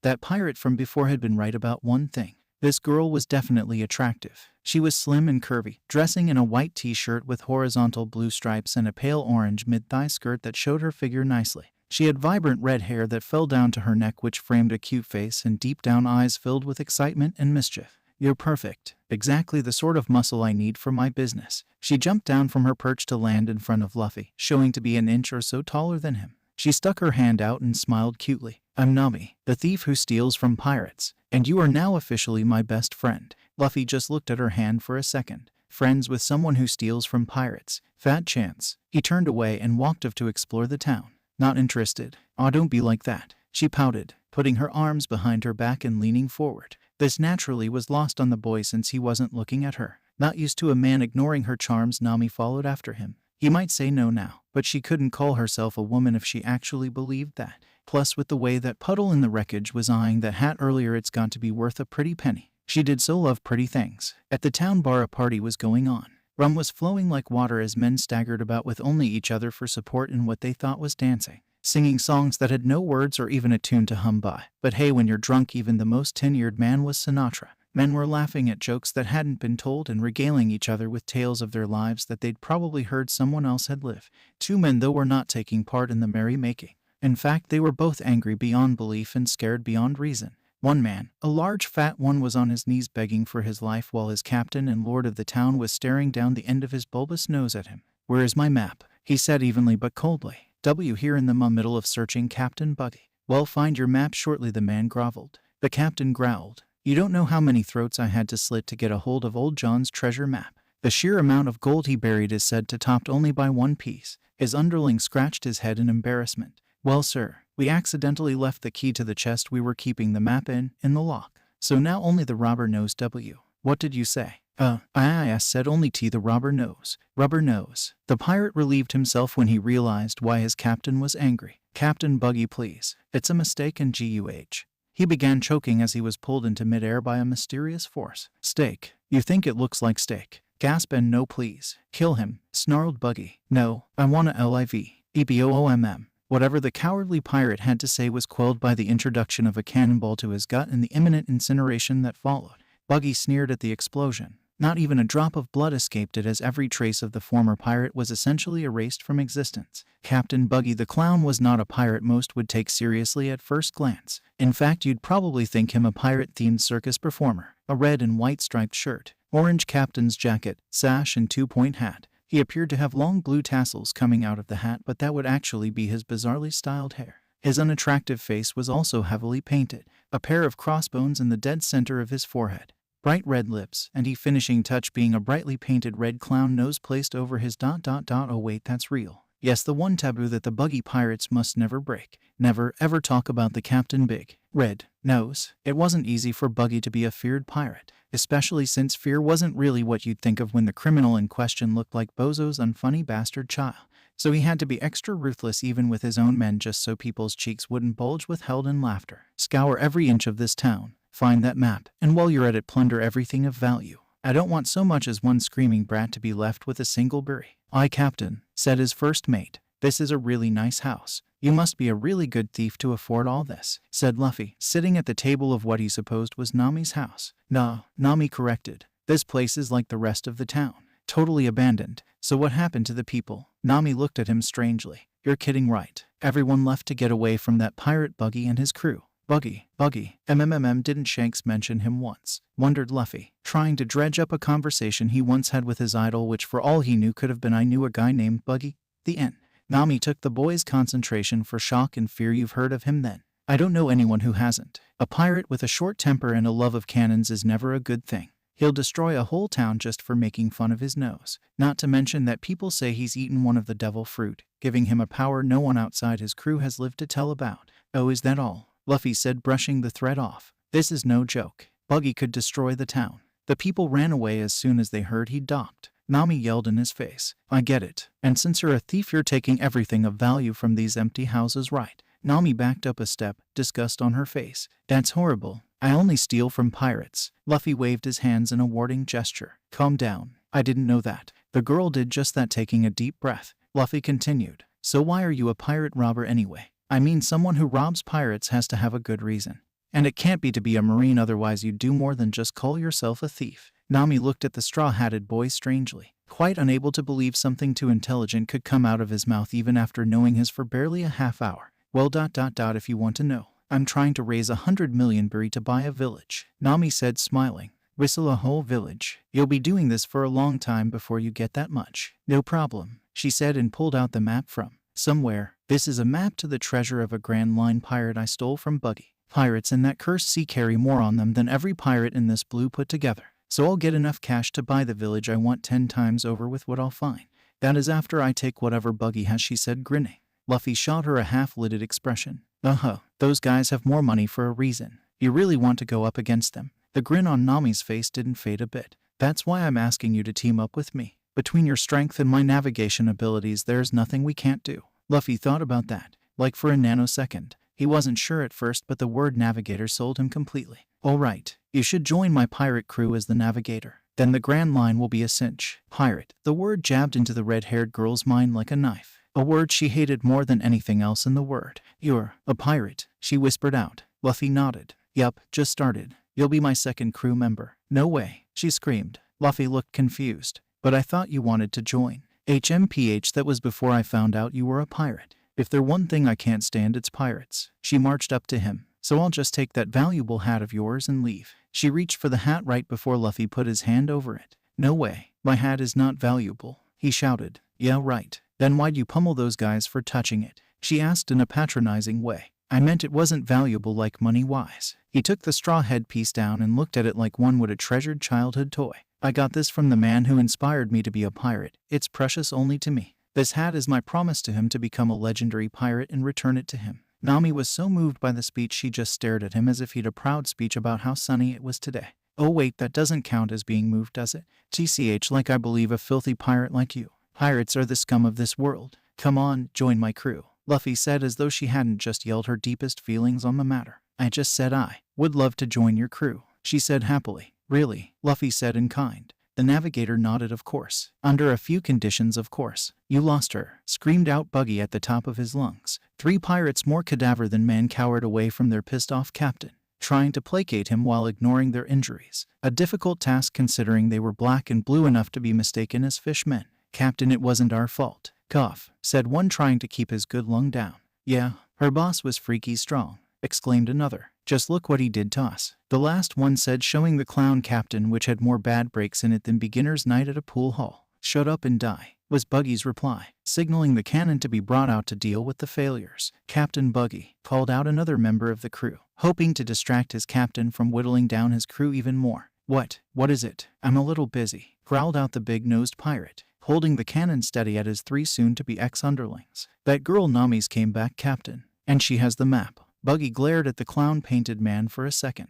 Then the cannon, the 3 he was about to kill. Then back to the cannon. Moaning indignantly, he let go off the cannon and ushered them to let the thief in. The roof's doors opened, allowing the girl to enter, followed by a young man in a red shirt, bound tightly in rope and looking around with irritation on his face. The 3 who had been moments from death jumped back in fear, then collapsed due to their legs being reduced to the strength of twigs. That's him, Captain. Her boss who fell out of the sky and kicked the crap out of us, said one gibbering pile of jelly. Buggy eyed the rope-bound boy. He certainly didn't look all that threatening. In fact, he hasn't seen anyone who looks less like a pirate since. Maybe he should keep an eye on him. Slowly, he turned his attention from Luffy to the traitorous girl holding the rope. He knew better with this one since she was smart enough to outwit his men.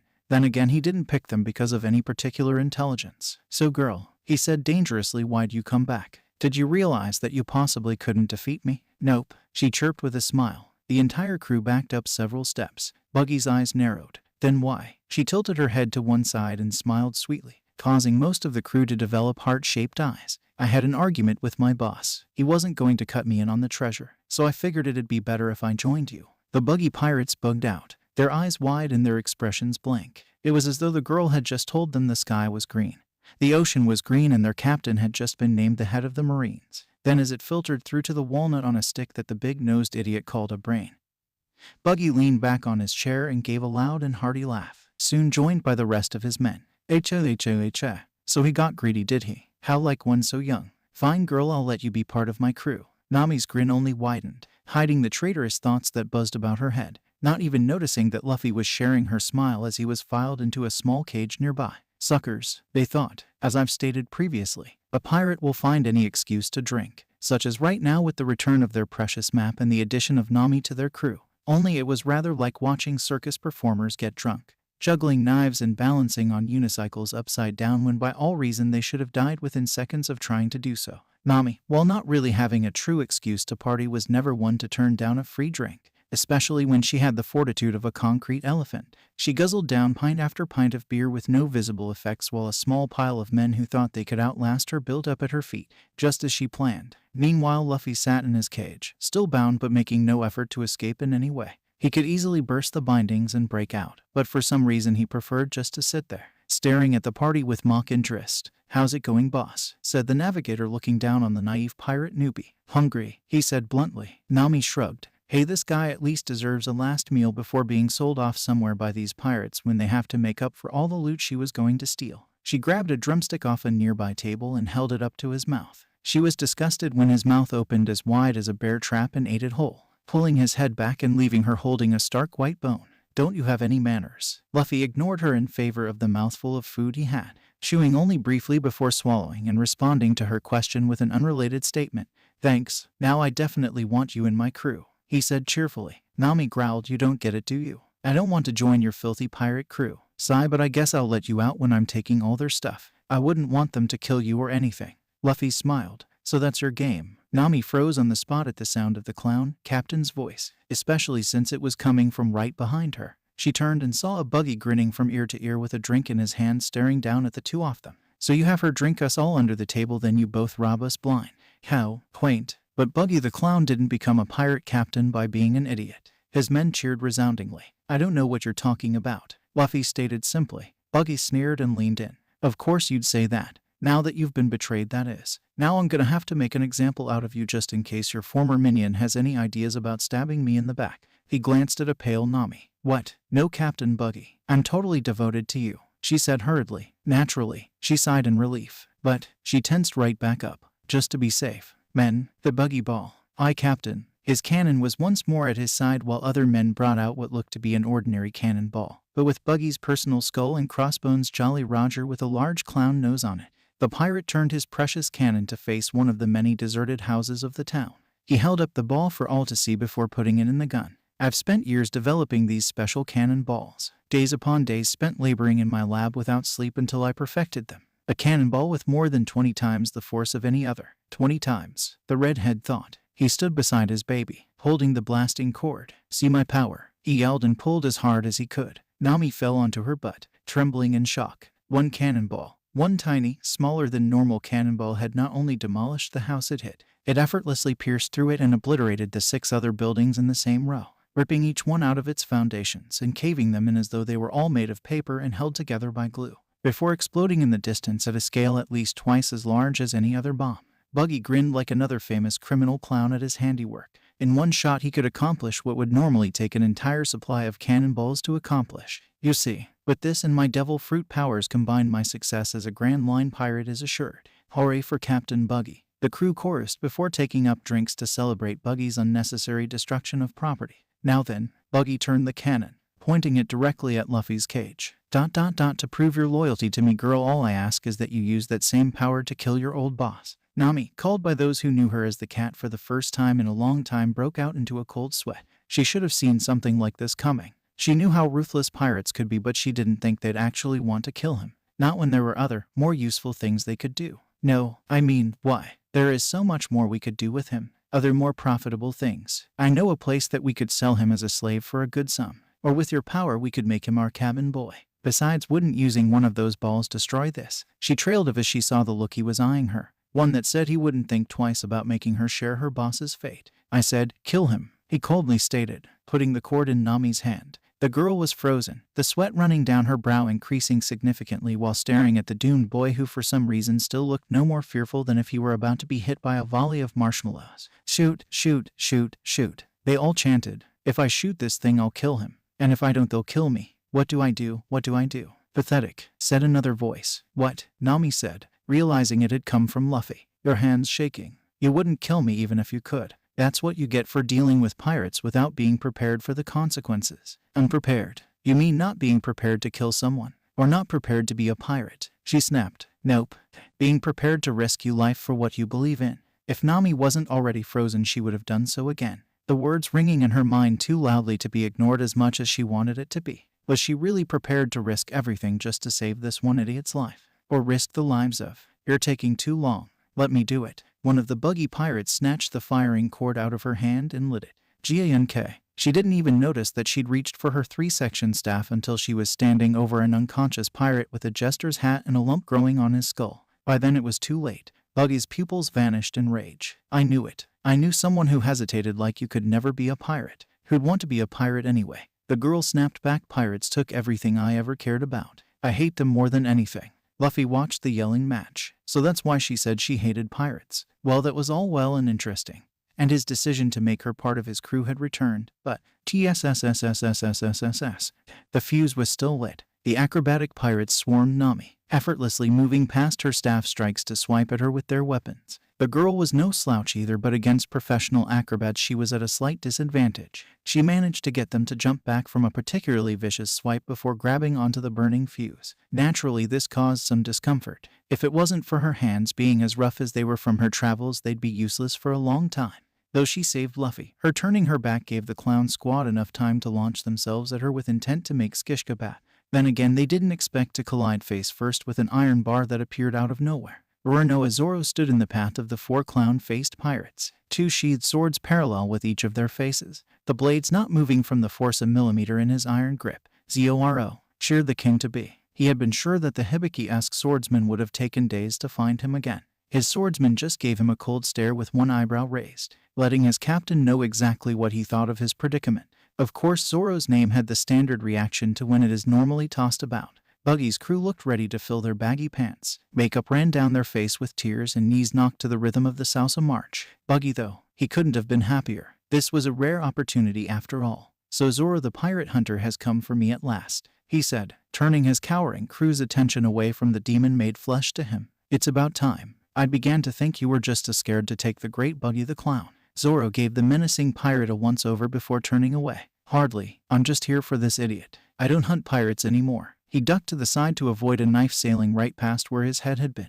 Buggy sneered and pulled out more small blades. I don't care if you're a bounty hunter, pirate, or even a ballet dancer now. All people are going to hear is that the great Buggy the clown single-handedly defeated the demon swordsman Zoro. He darted forward with a knife between each finger. Zoro didn't say anything but in lightning speed had all his swords out. Then, with one clean sweep, Buggy was cut up like a Christmas goose, his body parts falling to the ground in a display that was nowhere near as gory as it should have been. Zoro was an expert swordsman, and as such he had an inkling of what should be the result of cutting someone to ribbons, such as enough blood to drown in for one. Miscellaneous entrails and vital organs slipping out of the deceased's gaping wounds. At the very least there should have been even a little blood on his weapons. Yet there was nothing. Nami and Luffy were wondering the same thing. Zoro was a proficient swordsman. His rep made that clear, but they doubted even he could cut a man in half so cleanly. Plus there was one thing they couldn't figure out. Why are they laughing? Whispered Nami. The Buggy pirates didn't look upset at the lose of their captain. In fact, they looked positively giddy, like their captain being killed in front of them was no big deal.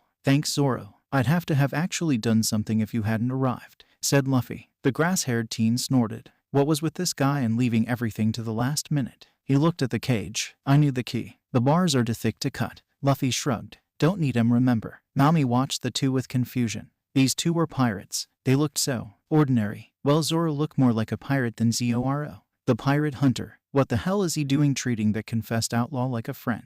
She was pulled out of her musings when the crew of the dead clown started laughing even harder, practically rolling on the floor. It was suspicious enough for Zoro to redraw one of his swords and point it at the hysterical pirates. Alright, what's so FUGH? A knife blade stabbed into Zoro's lower back and erupted out of the other side courtesy of Buggy's severed right arm. Everyone gaped or laughed at the sight. Zoro managed to pull himself forward off the blade, twisting around with a grunt to slice at the floating appendage, sectioning the already sectioned limb. His eyes narrowed when the piece he'd cut away didn't fall but simply reattached itself of the wrist where the wound healed instantly without a scar. You've never came across anyone like me, pirate hunter. To everyone that wasn't dressed like a freak's horror, Buggy was alive. The pieces of his body that had been cut off were floating back over to his torso and reattaching. Even his cloths were restitching themselves back together as if nothing had happened. Buggy gave a bead-wide grin to his astonished enemies. I ate the bara fruit. He explained, you can slice me, dice me, and even shred me, but I'll just keep coming back because I'm a sectioned man. Nami and Zoro both looked shocked. Luffy, however, had stars in his eyes. Wow, so cool. This guy's a real monster. I guess I didn't hit anything too vital, Zoro. My luck for looking the part of a corpse, I suppose. His crew cheered. They'd keep laughing, but if they did that anymore, they'd probably pass out. So how's about I take care of that little oversight? He pulled out another knife and twirled it between his fingers. That's a dirty trick, you big-nosed freak. Big-nosed freak. Big-nosed. Big nose. It didn't really echo, but it may as well have to the clown crew who scattered upon the utterance of Big N, some even throwing themselves off the roof hoping for a quicker end. Buggy's pupils vanished in what I call Oz or angry white-eye syndrome. Snarling, he pointed his arm at his insulter, which then shot off at the elbow like a gun. His weapon aimed to stab Luffy right between the eyes. The Straw Hat Pirate smirked. Then the work faded to black. CPN, CATIN, Captain, loud yelling roused Buggy from a sleep he didn't remember entering. Moaning, he lifted himself off the ground. Strange, he didn't remember lying down. Captain Buggy, are you all right? Groggily, Buggy faced his crewmate and nodded, his head throbbing too much to notice the man was covered in blood and wounds. What happened? He muttered out. The pirate shook his head. We don't know, sir. 1 second you were about to kill the boy, and the next ... Well, look. He pointed over at some empty spot. The clown groaned. What? I don't see anything. How did I get here anyway? Captain ... The bar used to be there. What? Buggy's eyes flew open and stared at the lot his underling claimed once had one of the town's biggest buildings. Now nothing but a dusty lot without as much as a sliver of wood or the faintest hint of booze that had permeated the air from the heavy drinking they'd been doing. He looked around for anything to tell him he was being lied to, but everything he saw matched with what he remembered surrounding the pub. Without a pub to surround, the clown pirate continued to stare into empty space, leaving his subordinate to fill in some blanks Buggy most likely had but couldn't voice. I don't remember much, sir. Just everything going black. Then the sensation of being pulled and squeezed. Then rocketed through the air until I hit pavement. It happened too fast for anyone to get any bearings. And the Straw Hat, Buggy said in a daze. Another spoke up, just picking himself up there. Gone, Captain. The whole crew is here but him, Zoro, and that backstabbing girl are long gone. Find them. He screamed louder than he ever has. Tear this town apart if you have to, but find them. I may have used a little too much power in that move, commented Luffy, who was scratching his head affair and looking in the direction of where they'd come from. Next to him was a panting Zoro and a ghostly white Nami. Flashback. Just as the knife was about to hit, Luffy released his power. YAMI ABSORBTION. Black muck exploded out of him, covering everything in sight in the time it takes to blink. He had no targets in mind. Just stop the knife, grab his friends and get out of here, grabbing everything within his eyesight and quickly consuming even the building itself. As the building collapsed into the void of his power, so did the cage. Buggy's crew as well as the two he realized he shouldn't have absorbed. He probably shouldn't have absorbed the tavern either, since his powers technically didn't allow him the ability to fly. His powers flared even further upon this realization, shooting out into the distance to grab hold of one of the buildings quite far away from here. YAMI release. The clown pirates shot out of the cloud of darkness like bullets, each and everyone plowing into the ground below hard enough to knock them out cold if they weren't already so from their time in the void. Speaking of which, he better go. Yami Yami wormhole. With that, he was rocketed at an unfathomable speed towards his destination, safely away from Buggy. In flashback. Hey, you guys okay? He asked the two. Nami just rocked back and forth, muttering to herself. Zoro dragged his knees up, balanced himself on his arms, then got into a standing position. He looked at Luffy's smiling face before grabbing the boy's vest and raising him over his head. Never do that again. As sure, Luffy said nervously. Nami kept rocking, staring directly ahead. Woof, until a little square-headed dog barked right into her ear, making her jump and land curled like a cat around Zoro's head. The swordsman brow twitched before peeling the terrified girl off his head and dropping the idiot he had to call his captain. What's got you so riled up? Asked Luffy to the shaking girl. Looking past her, he saw a large fluffy white dog with a rectangular head staring up at him, unmoving and sticking its tongue out stupidly. He crouched down next to it, waving his hand in front of its face, to which it didn't respond.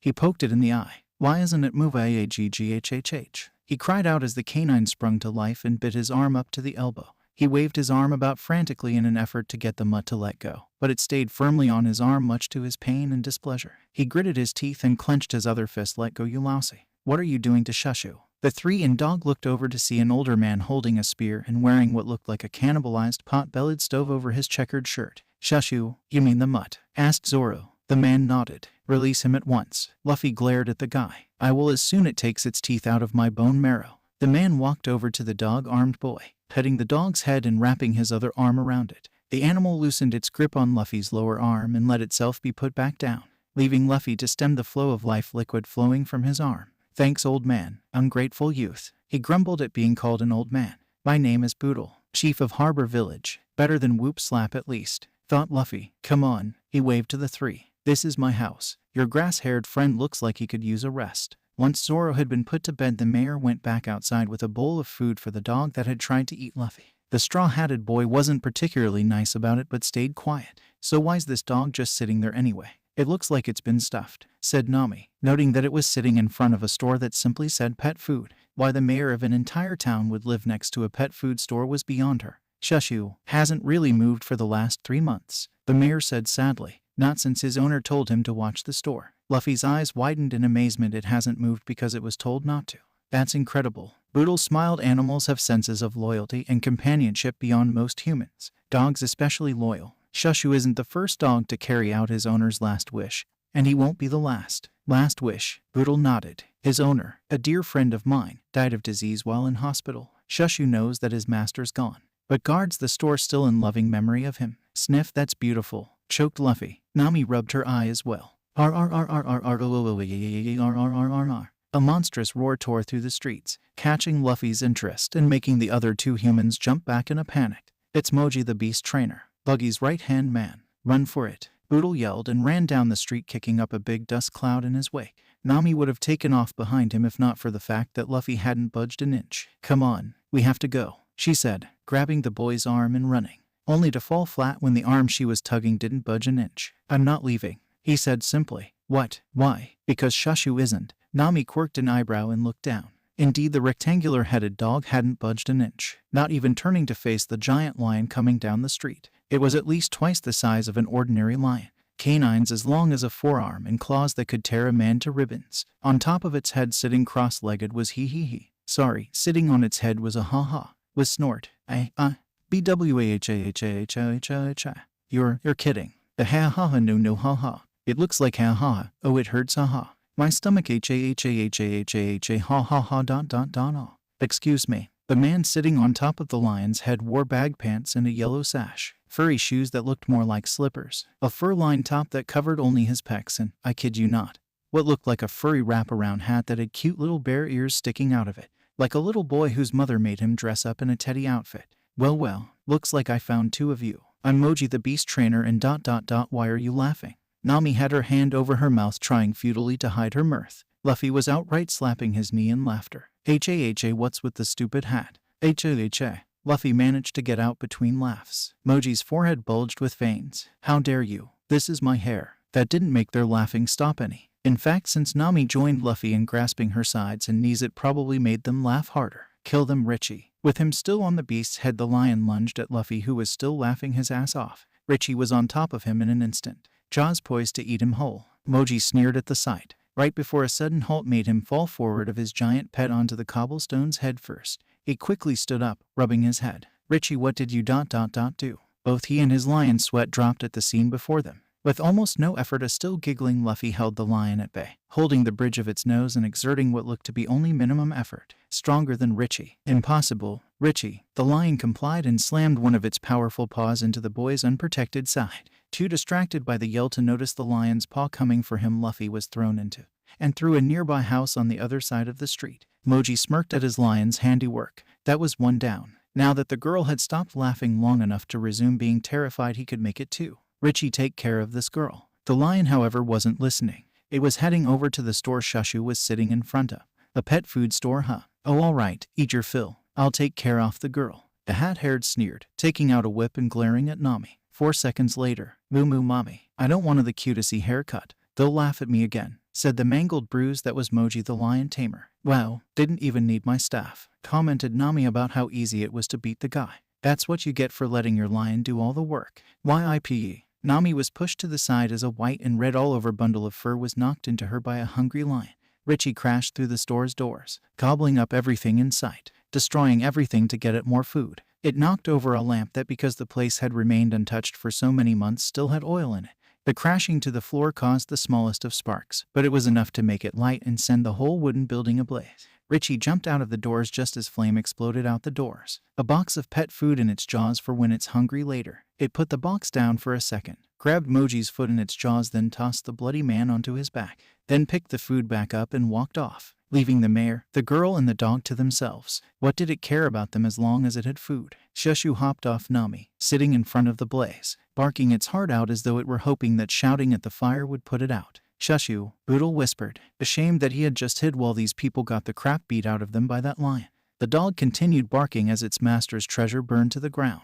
Nami clenched her fists in rage. She didn't blame the lion. No, that lion was only as bad as the pirate that it obeyed. They were all the same. Pirates didn't care what they did to anyone else, whose dream they crushed as long as they got what they wanted. Pirates, she growled out. You say something, Nami, said Luffy. Boodle and Nami turned to see a slightly bruised Luffy walking towards them, injured from his trip through a home but still okay despite a normal person being killed if it had happened to them. Nami looked at him with undisguised disgust. Boodle noticed her anger building and grabbed her in an arm hold before she attacked the guy. Let me go. I'm taking care of this pirate scum once and for all. Like you could, said Luffy, passing the irate girl and walking up to the now quiet dog, staring at the smoldering ruins of the highly combustible wooden shop. Here, he said, putting the damaged box of pet food in front of the dog. Sorry, but this is all I could pry from that lion's mouth. He sat down next to the Hachiko parody eye until you've been through a lot. I know this isn't as good as a store, but it's all that's left. He fought that huge lion just for Shushu's dog food, said the mayor, his voice cracking. Shushu didn't make a sound. He just picked up the box and walked off. A little distance away he put it down, turned to Luffy and barked in what you could tell was a happy manner. Ha ha, you take care as well. Nami laughed as well. Maybe she was wrong.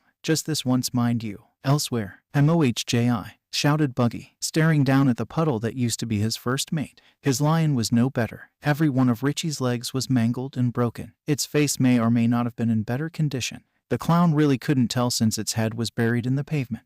Moji, what happened? Who did this to you? Why, my man, he managed to mutter out before darkness claimed him. A yummy man. Moji the beast tamer was defeated by some sort of cook. Buggy snarled. This has gone on long enough. Men, his crew appeared around him in an instant as though they always had been rather than searching town. Forget them. Load all the buggy balls into the cannons and blow this town to smithereens. In the map, Captain, said a scarf-wearing member of the crew. Who needs it? I read the map. I can easily get us to Old John's treasure. Now get going. Sorry for everything, Luffy. Nami apologized. SL right, he said, standing up. You had something precious taken by pirates, so it's okay to be angry with them. That does it, yelled Boodle. The two teens looked at the old man.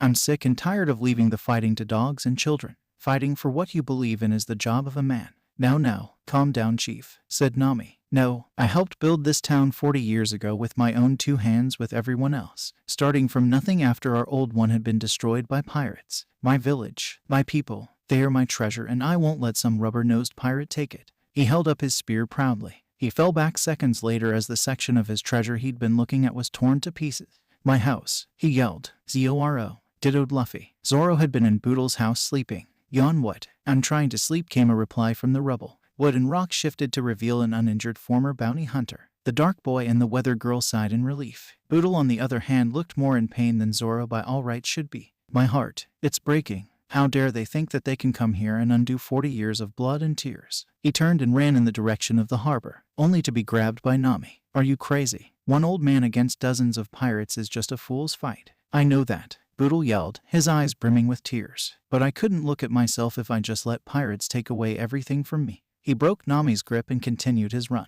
Luffy, said Zoro. Don't worry, Zoro. I don't plan to let that old man die just yet. Aboard the circus pirate ship, Buggy was preparing to let loose another volley of his special cannonballs. Ready, aim, fire. Buggy the clown. The mentioned pirate looked over his starboard bow to see an old man in hammered-together armor. Who the heck are you? I can't believe you're okay, said Nami as she ran down the street. Besides that wound in your side, a house falling on you did nothing. Zoro just shrugged. What can I say, I've had worse. That wasn't as good an answer as she had wanted, but it would be all she was getting. The three soon caught up to Boodle. Not soon enough though to stop him from attacked by Buggy. The old man was being raised off the ground by some invisible force and slowly being choked to death. He was pounding at his neck as hard as he could in a vain effort to dislodge whatever was strangling him. Buggy was up on the deck of his ship laughing along with his crew, his right hand missing from his wrist. Why are you hitting yourself? Why are you hitting yourself? Why are you hitting yourself? Ha ha ha. It was clear now what was choking Boodle. So Luffy rushed over and grabbed a hold of Buggy's hand, wrenching it off. Then it happened. Blood started pouring out of both the hand and the stump of Buggy's arm, precious life fluid running out like a red river. The hand went dead in Luffy's grip while Buggy fell to the deck in clear pain. Captain Buggy. The crew swarmed their captain, laying him down and tying a belt sash around the stump to stop the blood flow. What's going on? Yeah, the fruit's never done this before. Thump. Something small hit the deck. As quickly as it came, it stopped. Buggy's wound glazed over with the red soup skin-like texture that his sectioned areas usually have. Buggy panted heavily with the memory of the pain still fresh in his mind, leaving the other members confused. One pirate turned back over to that idiot that challenged Captain Buggy down below, stepping over to the railing to get an idea what had happened. YOW. The crewman turned back to Captain Buggy, spinning on his heel as he did so. Captain, what's wrong? My hand, he said through bitten lips. Your hand? Get off my hand, you idiot. The pirate looked down and was quite embarrassed to see a twitching hand under his feet. Sorry, he stuttered out and lifted his foot. The hand floated back to the fruit eater where it reattached seamlessly. Buggy ignored the crewman's little incident. He was far more interested in how he started dying just there. He rushed to the side of the ship and looked down. Standing in front of the injured mare was that annoying straw-hatted thief, staring up at him with a smug grin while standing in front of the gasping old man. This old man's no real challenge, so I guess you'll have to fight me. Buggy growled. You think you can come here and challenge me? You're all dead. Zoro smiled, unsheathing his swords. Luffy cracked his knuckles. Boodle got up and raised his spear. Young'uns aren't fighting without him. Wham! With one move, Luffy swept his feet out from underneath him and drove the chief's head into the ground. Nami was shocked. Why did you do that? The captain just huffed. He was in my way. Nami would have done something she'd regret if Zoro hadn't spoken up. It's for the best. He'd only get in the way if he were awake. Being knocked out is probably best, said Zoro. Luffy nodded. He took in a deep breath, drew back and, I said you're fighting me, you giant rubber-nosed jackass. Silence. Buggy reattached his jaw just to yell for his men to fire a buggy ball at the dead boy. Boom. The super powerful Anon ball fired directly at the boy, aiming to pulp him on impact. Nami grabbed Boodle's unmoving body and ran for it. Zoro, like Luffy, didn't even try to move. There was no need to. Absorption. Just before impact, Luffy threw his palm into the path of the ball. An inky black vortex of black erupted from it, swallowing the ball in its entirety. This time it wasn't technically silence. The assembled clown pirates and navigators stared open-jawed at the display of power, making that weird sound where people just mouth words without actually saying anything. Hey, Luffy called up to the deck. You want your cannonball back? The Buggy crew registered what he said seconds later, jumping overboard just as Luffy said, release. The ball shot out way faster than before, hitting the boat and exploding a mile away as soon as he vocalized the E. Buggy's boat was reduced to flotsam and jetsam, and the criminal crew who had been caught in the explosion were blasted forward into buildings, pavement, and even the water hard enough to send them to dreamland. Except for Buggy and that weird guy sitting on a unicycle. The charred and battered clown stood up, looking at Luffy with a mixture of fear and anger. What the heck are you? Luffy let the black smoke climb over his body and let it rise to the heavens once more. I'm Monkey D. Luffy. I ate a devil fruit. I'm a Yami man. Yami man, Buggy thought angrily. He whipped his head around to find Moji. You idiot. It wasn't a Yummy man. It was a Yami man. Moji didn't respond, which, considering all he's been through today, it was a miracle he was still alive. Don't you give me the silent treatment. He picked up his first mate by the head and lobbed his body at Luffy, who in turn decked Moji once more and sent him into the horizon. At the shelters just outside town, I think there's a fight going on, said one villager. It has to be the Navy. No one else would go up against Buggy like this, said another. How do you think it's going? Crash. Something fell from the sky, hitting the ground with tremendous force. The people walked up to the mass inside the hole, unsure what to make of it. It kinda looks like a raw slab of meat. No, it's one of them modern sculptures. You're both wrong. It's an animal. Poor thing must have gotten in between the fighters. While the villagers quarreled amongst themselves as to the identify of the non-sapient-looking mass, said Mass twitched, moaning through a fragmented jaw as it somehow regained consciousness. Please, for the love of all things sacred, end this joke already. Yeah, I think he's had enough. Buggy growled, so you beat Moji, huh? Not all that impressive without his lion though, so it's no great feat. Everyone's sweat dropped. We beat him because you threw him and he was already out, you big-nosed idiot. Buggy's eyebrow twitched. He grabbed for his knives, but a voice stopped him. Captain, don't lower yourself to their level. I'll take care of them, his other officer said. Kabaji the acrobat looked more like a pirate than his court jester of a captain. He wore white pants with a light green sash, was bare-chested except for the dark blue coat with torn of sleeves, a blue and white checkered scarf covering his mouth, and yellow and green striped hair that covered half his face. Hey, I said he looked more like a pirate than Buggy. Not that he actually really looked like one. Buggy nodded. Fine, you know I don't like to fight angry. Kabaji rolled his eyes, then charged. The unicycle-mounted pirate dashed at Luffy with speeds never before seen by someone on a mono-wheeled vehicle. He drew his sword back and stabbed at the boy. Clang! With the blade in his mouth, Zoro parried Kabaji's attack. Then with his others he slashed at him, leaving a shallow X cut on his chest. Kabaji hopped back, somehow able to stay on his ride without falling over. Not even acknowledging the blow, he lowered his scarf and inhaled. Carnival trick, old man's drunken breath. A belch of fire spouted from his mouth. Hardly enough to burn, but enough that Zoro shut his eyes, leaving Kabaji enough time to spend a kick into Zoro's wound with his point-toed boot. AGH, the swordsman cried, collapsing to one knee and grabbing his once more bleeding midsection, the sword in his mouth clattering to the ground. That was a cheap trick, yelled Nami. Luffy grabbed her arm and pulled her back. What are you doing? He needs help. Leave him, he said. This is Zoro's fight. We can't get in his way. But, she said half-heartedly, like she could really do anything to help. Carnival trick, murder scene steam. He stuck his sword into the ground and pulled it up, dragging up a lot of dust which he then spread around, spinning his sword like a fan, obscuring everyone's vision. Steam? This is just a bunch of dust, Zoro mocked. Instead of giving a cliche-snide remark, Kabaji appeared out of the steam, forcing Zoro to bring his two remaining blade up to guard the weapon aimed for his head, allowing the acrobat time to put his foot in Zoro's side again. Zoro was again flopping on his back, biting his lower lip hard enough to make it bleed. The unicyclist rode a small distance away to enjoy the sight. I'd laugh if it weren't so pathetic, so spare us both and go to hell. He went full tilt at Zoro, sword swinging like mad. Zoro, kill him. Sching. To the relief and shock of both parties, Zoro was able to deflect Kabaji's blow, tossing the balance expert of his wheel and made him go skidding. Huff huff, no more tricks, he said before taking his swords to the unicycle and slicing it into scrap. Zoro fixed his glare on the shocked skunk-haired pirate, putting his third sword back in place. Now then, do you think you can fight me like a true swordsman, or would you like me make my wound worse to make it more even? He said with as little sarcasm in his voice as someone who doesn't understand the word could manage. Kabaji ground his teeth hard enough for them to crack. That was my favorite unicycle. Do you have any idea how hard it is to find a bike seat that's actually comfortable? Did you really just say that out loud? I quote LL kill you. He attacked, as if a fake swordsman like you could. Zoro charged too. While the fighters were distracted with each other, the thief was quietly scheming. Scanning the area, she realized that out of the entire fleet, Buggy and Kabaji were the only ones left standing. That meant no one was guarding the treasure back at the warehouse near where the tavern used to be. The warehouse, Buggy stored all the loot he plundered from the town. On the downside, Buggy probably had the map on him right now, so she had a fat chance of getting it. For now at least. She just needed a distraction. Fortunately, she had a human smokescreen right here. Hey Luffy, she said, drawing a single eyeball away from the fight. You think you can keep Buggy busy? What for? I'm going after his treasure, but I'm not exactly equipped to deal with a fruit eater. So while I go get the treasure, it's your job to get that map of the Grand Line he's got. Got it? The Logia user mulled it over for a few seconds before nodding.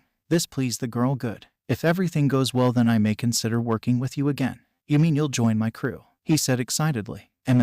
More like temporary partnership from time to time, she said, and took off down a back alley in the street to avoid being spotted. Meanwhile, the fight between the swordsman and the trickster continued. Despite claiming to be a swordsman, Kabaji and decided to sheath it and pulled out several large spinning tops from who knows where. Spinning despite never being seen started up. This is the greatest attack of my sword style. Carnival trick, 100 kamikaze tops. The few he held multiplied into 100 already spinning tops from seemingly nowhere, coming at him with surprising speed. However, surprising speed to someone who dealt with blinding speed might have well as been molasses speed. Zoro effortlessly destroyed the toys heading for him, taking all 100 down with only a few swings of his sword. Is that the best you've got? He taunted before realizing the acrobat was nowhere to be seen. Carnival trick. That came from above. Zoro looked up to see Kabaji hovering in midair, body pointed down with his sword at arm's length in front of him. Dive from the big top. The move was perfect for a circus performer. Big, flashy, and all too obvious. He just had to move in.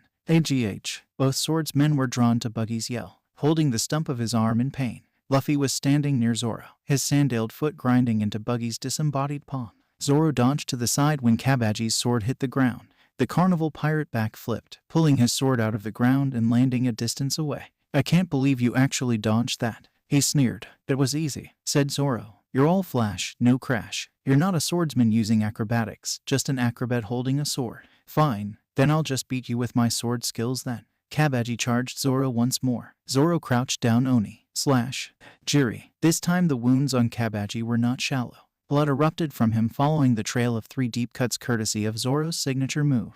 Well that was E. He collapsed onto his hands, the strain of his injury getting to him. Luffy, don't worry Zoro, it's my turn anyway. Luffy grinned, hopping his shoulders and letting black smoke rise off himself again. Buggy stared at him, another knife appearing in his hand as though from nowhere. What makes you think you can beat me? True, you have an interesting paramecia ability, but you're just a thief, and a thief can never beat a pirate. Luffy's grin only widened in anticipation. Actually, my grandpa called my powers Logia. Logia, a boy, thought the clown, in second. I'm not a thief. I quote am a pirate. The darkness exploded out of him, reaching out and latching onto anything it could grab. The entire street was soon awash with black except from a small patch where Zoro was resting and where Buggy was standing. Darkness crawled up the houses, eating them. Buggy was terrified. One of the reasons he'd came to this blue was because no one strong was really here, especially not the high and mighty Logia users who all almost completely localized in the Grand Line.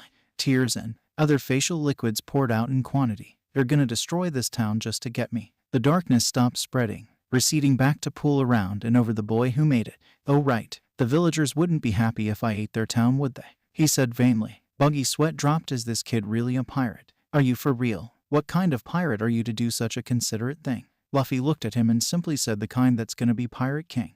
If you're gonna be the king of pirates, kid, then I'm gonna be ruler of the entire world. Knives popped up from somewhere to appear between his fingers. You're too soft to be any kind of a pirate, you dark runt. No matter what kind of power you have. Yeah, enough talking, let's just get started, Luffy said, loosening his shoulders and clenching his fists. Grrrr, I really can't stand you. I've known you for not even half a day and you're already one of the stupidest and weirdest people I know, said the clown with the real red nose. Honestly, with that hat you're just like that red-haired idiot. Red-haired my hat you mean Shanks? Oh, so you know him too. I guess it's not all that surprising. Idiots tend to gravitate to each other after all. Yaha. He laughed as if he told a joke. The bubbling of the Inkai substance became violent. Don't talk about Shanks like that. Yshouldn't. It was that redhead jackass that ruined my dreams. Flashback now with biased narration. I was once a cabin boy on one of the greatest crews ever to sail the Grand Line. There was no end to the riches I saw. It didn't matter to me if I was the lowest ranking member of the crew. Simply being on it was guaranteed to make all of us wealthier than any other pirate could dream of being. It was on that ship that I had the best and worst days of my life.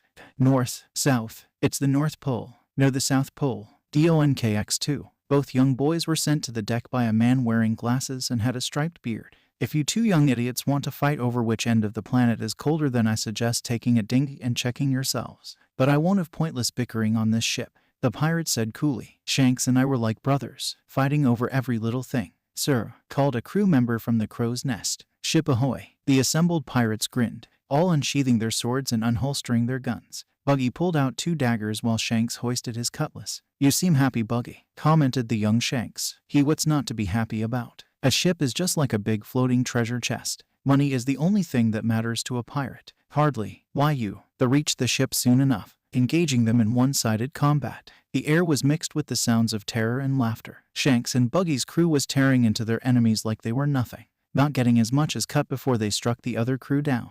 Even Shanks, just a cabin boy, was having the time of his life. Buggy, on the other hand, found no great pleasure in the fight. He was scouring the ship in search of booty to claim before the rest. He found a chest in what looked to be the captain's quarters, but was disappointed to find nothing but a scrap of paper inside. What idiot put a scribbled-on piece of paper in a chest this big? All there was on it were green blobs and a big XO sweet buttery Neptune. It's a treasure map. It indicated that a massive treasure was buried at the bottom of the ocean somewhere. All he had to do was get it and he'd be rich enough to retire. Of course, to make sure that happened, I had to make sure I wouldn't have to split it. To do that, I needed the right equipment. And to get the equipment, I needed money. Good thing for me, my fortune was still going strong that day. Among the booty taken from the enemy ship was an odd-looking fruit. A pineapple sort of fruit without sharp spines and covered in swirls. Any sailor worth his sea legs knew about the incredible powers they could grant you. Any sailor could also tell you the horrible downside of never being able to swim again. Now Buggy had absolutely no interest in losing such an important skill, especially since he was very proficient at it. There were those out there though who would pay handsomely for it. 100 million at least for just one. Enough to finance his treasure hunt easily. The captain did say that anyone who wanted top eat it could have it. A cabin boy Buggy will eat the cursed fruit, the young clown said loudly. Holding the fruit high, the pirates around him cheered loudly for the boy, waiting to see what powers he'd glean from the fruit. Chomp. The crew's breath hitched, then the boy swallowed the fruit whole. Belch. ... What? Buggy asked the silent crew. One answered up, do you ... feel different? He shook his head. Not really, he said and walked off, leaving the pirates behind to wonder what went wrong. As soon as he was out of sight, a massive grin split his face. Idiots. That was but a pineapple I painted with food dye. He pulled out the real devil fruit. Now I just have to sell this and I'll be set for life. Whatcha doing, Buggy? Said Shanks, who appeared out of nowhere. Buggy, not having time to think, shoved the devil fruit in his mouth to hide it. WSHUWN, he said through his mouth full of fruit. Youch, even the skin tastes bad. Shanks stared at the vaguely ape-like face for a moment before answering. I just don't steal too much food, okay? The rest of us need to eat, he said and walked off. Phew, the clown wiped his brow and grabbed the stem sticking out of his mouth. Buggy, Shanks said loudly, reappearing behind him again, shocking Buggy into swallowing the valuable fruit.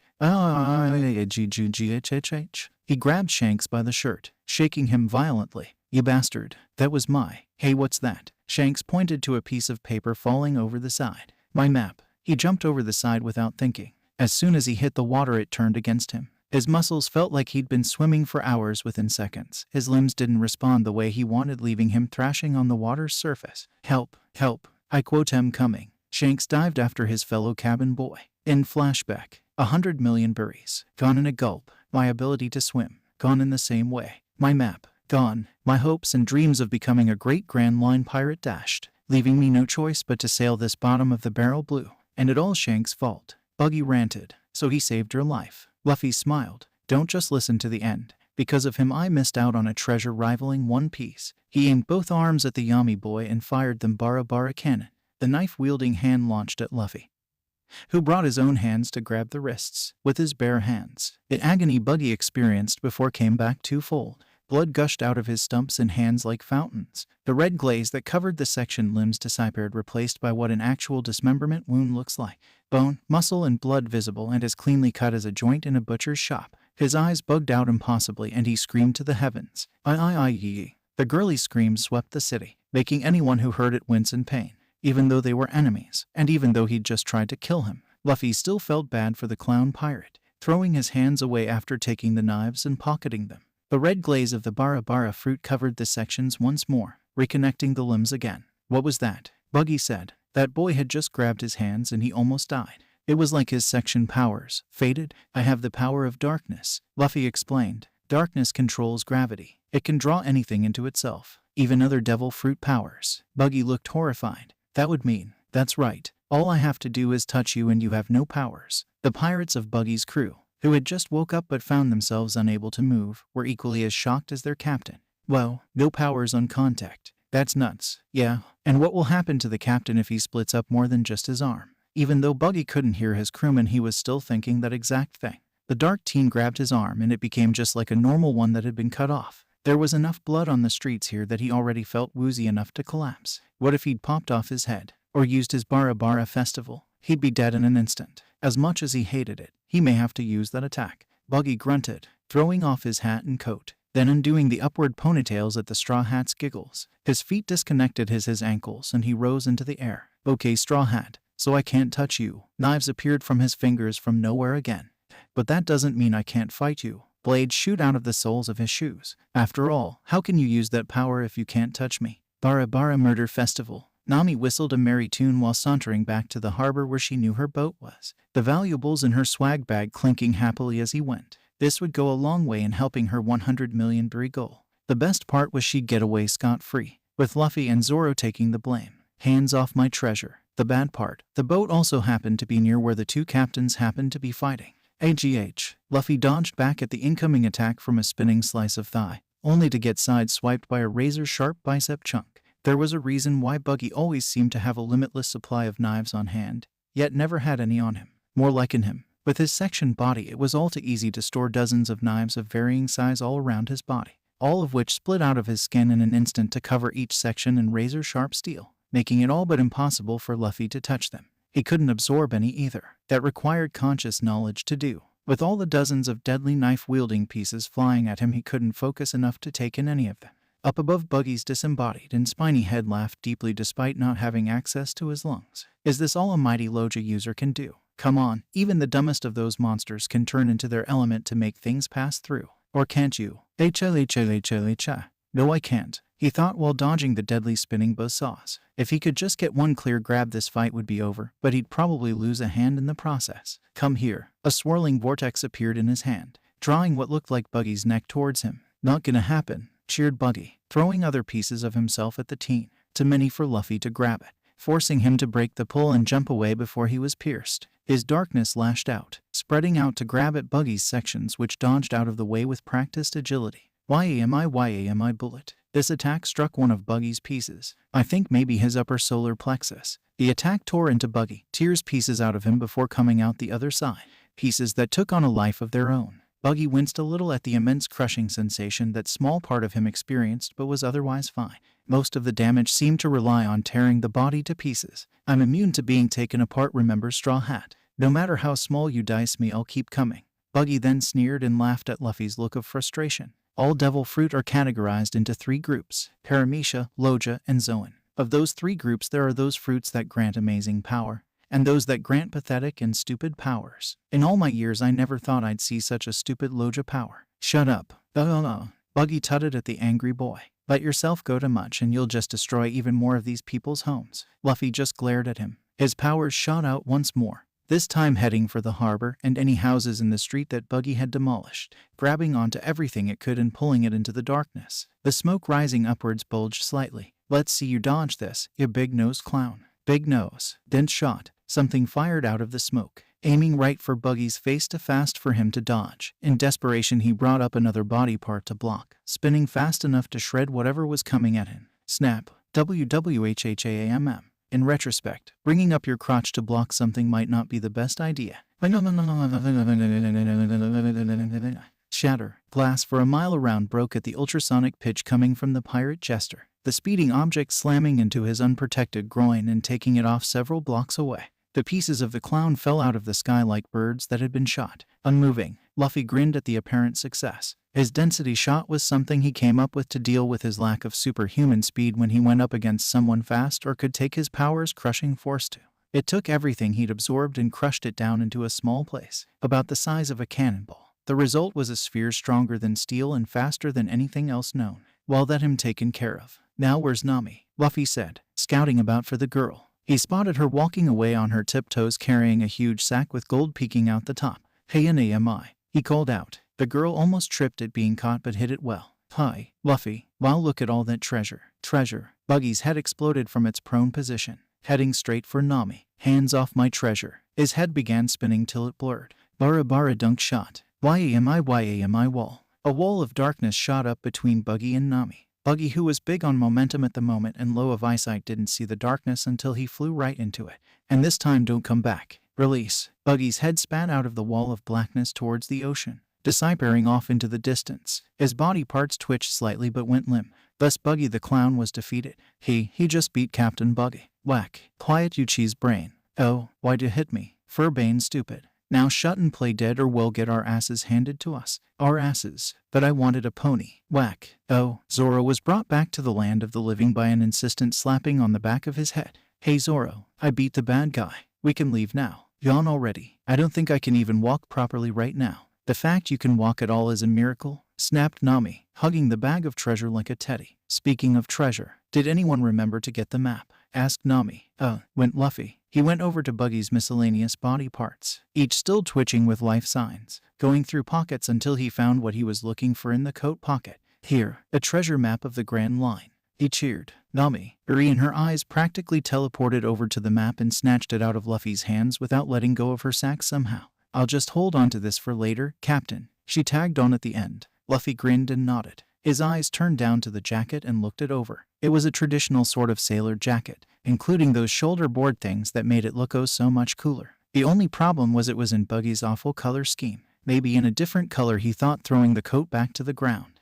"Hey," a voice called out from down the street, followed by loads of other voices and the stamping of feet. The Harbor Town residents, deciding that they'd had enough of being cowards just as it no longer mattered. Men, women, and children armed with bats, crowbars, pot, pans, and anything else that made someone say ouch when you hit them with it. "We came here to fight," said the frontmost villager. Although looking around he could tell that the fighting was already over. "Do any of you know what happened here?" Nami tried to come up with a cover story, but was thrown to one side when one villager spotted the still out cold chief. "Please tell us, what did those dastard pirates do to our chief?" Nami so much as opened her mouth to cover their tracks. "However, that was me. I knocked him out," Luffy said with all the emotion of discussing furniture arrangements. Fear and worry soon vanished in the wake of anger and hatred. The most heavily armed of the villagers, the two with the spears, pointed their weapons at Nami and Luffy. Zoro was only just starting to stand up.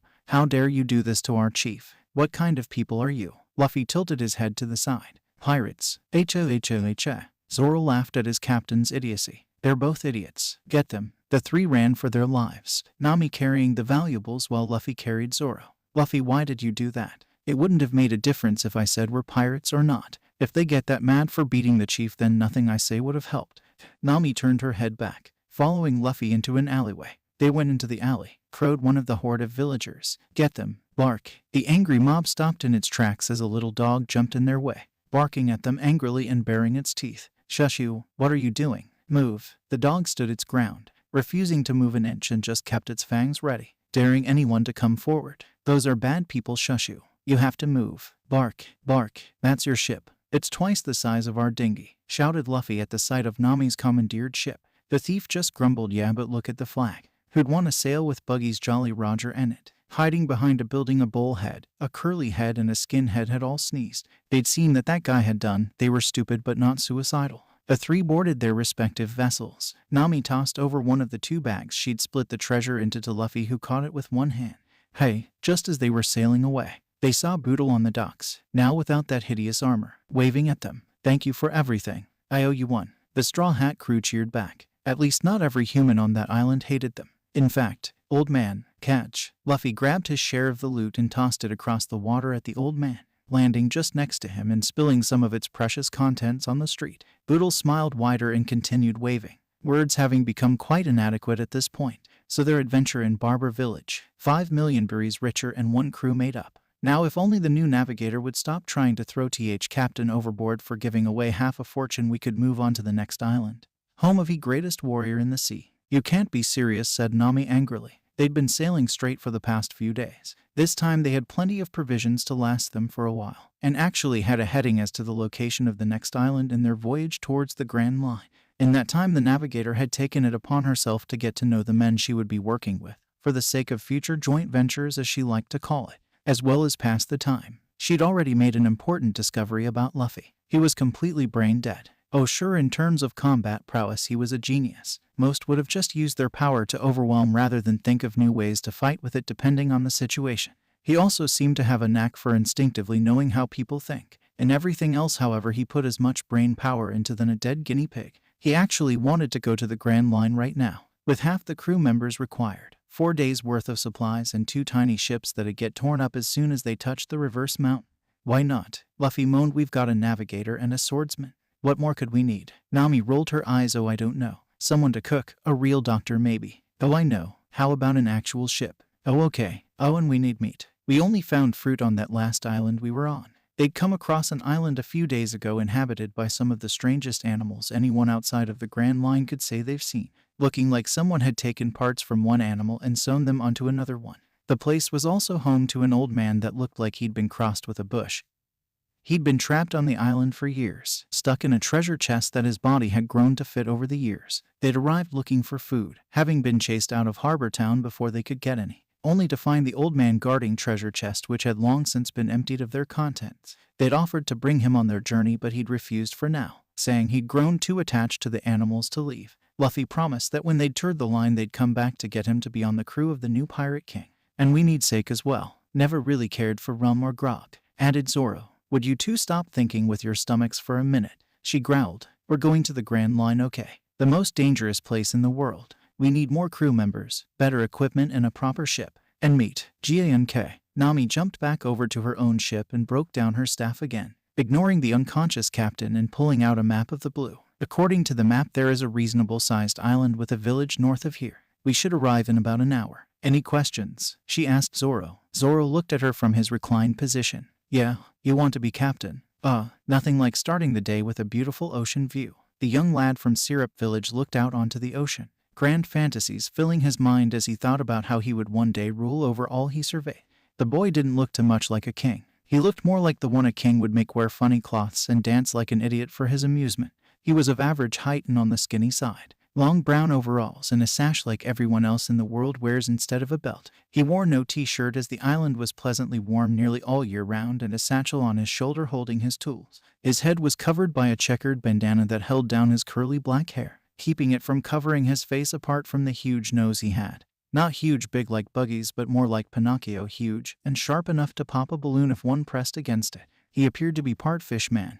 Why else would he have such big puckered lips? The lad stood there for a moment more before looking up towards the direction of the sun. The sun's that high already. I better get to work. He jogged down the cliffside hill he was standing on, going briskly down towards his homey little country village. He smiled at the postcard picture view, then he took a deep breath in. Pirates, run for your lives. Pirates are coming. He ran through his hometown, crying wolf and screaming at the top of his lungs about an impending pirate invasion, looking every bit as believable as any other terrified boy running from thieves and murderers. The people in the houses didn't act like they were ready to flee, though. Rather, husbands kissed wives before heading off to work. Cats were put out. Even meals were pulled out of the oven as each resident heard the sound of hysterical yelling. Not all were so calm, mind you. Some rushed out their doors, armed with pitchforks, kitchen knives, and anything else they could grab, ready to fight for their homes. Only for Pinocchio Jr. to suddenly stop and burst out laughing.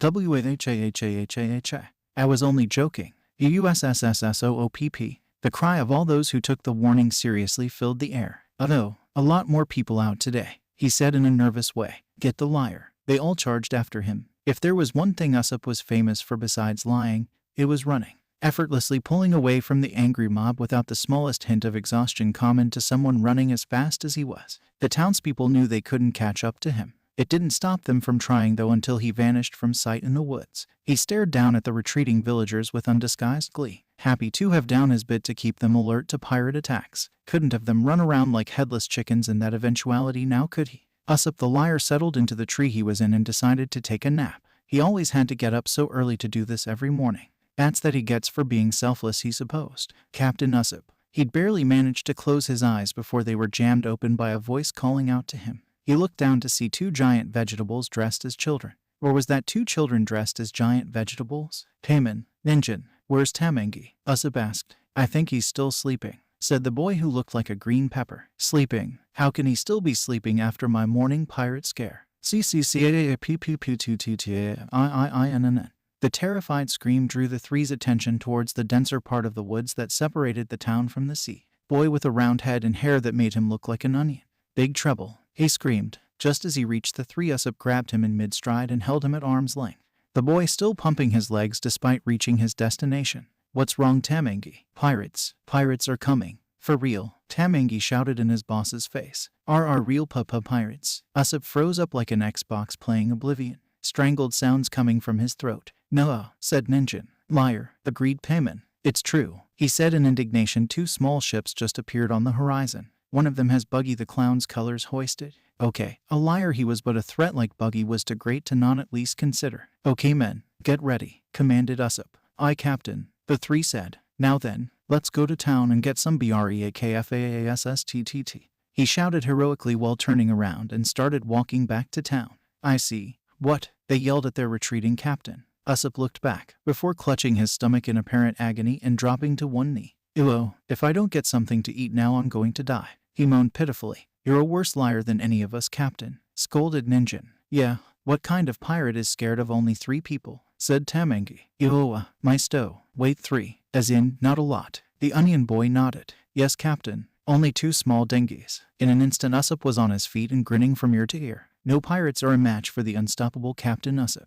Let's go men. Other way. They shouted at the teen running back to town. Right then, He about-faced and, at a much slower pace, ran towards the ocean. "Follow me." "Wow, we made it here so fast," said Luffy happily, jumping off his boat and onto dry land. Nami grinned smugly. "Of course, now the crew has a navigator, you won't just be bobbing in the ocean hoping, leaving, finding land to luck." Zoro just shrugged. "Floating about's half the fun. You're just upset that if we'd left it to you we'd have never found this place." The swordsman just grumbled. For the sake of argument he kept quiet and got out of the tiny boat, stretching to get rid of any of the pains associated with sleeping upright on a wooden mattress. "By the way, yeah, Zoro?" asked Luffy. "What do you think those guys are doing?" he said, pointing up to the group of kids spying on them. Usopp and the Vegetable Patch Kids. He called his crew bugged out when the badass-looking guy with 3 swords in his sash pointed directly at them. How was it possible that he could see them? This dead log in the middle of a clearing in the tree line was the perfect lookout point.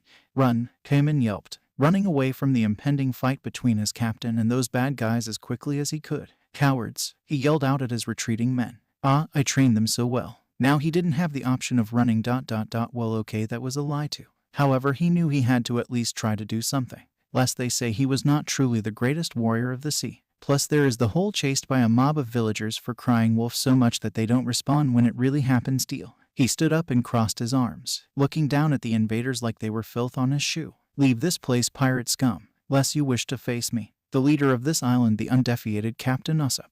"What will happen if we don't?" asked Zoro, fear completely absent from his voice. "I just told you, leave now or face me," he repeated. "Anything else?" Nami asked with no more fear. Though, I have 80 million men just waiting for my command to tear you apart." Nami just stared at him like he'd told a really bad joke. "Liar." Bang. He reeled back as though hit by a bullet. "How did you know?" Zoro shrugged. "You just told us there." Bang. Another shot knocked him to the ground. "Even Luffy got in on it, and there's no way you could have 80 million men waiting to get us. This island's not big enough to have that many without us seeing. You're really bad at lying." Bang. X2. Usopp was rolling on the ground in apparent pain, crying silently and gibbering like a madman.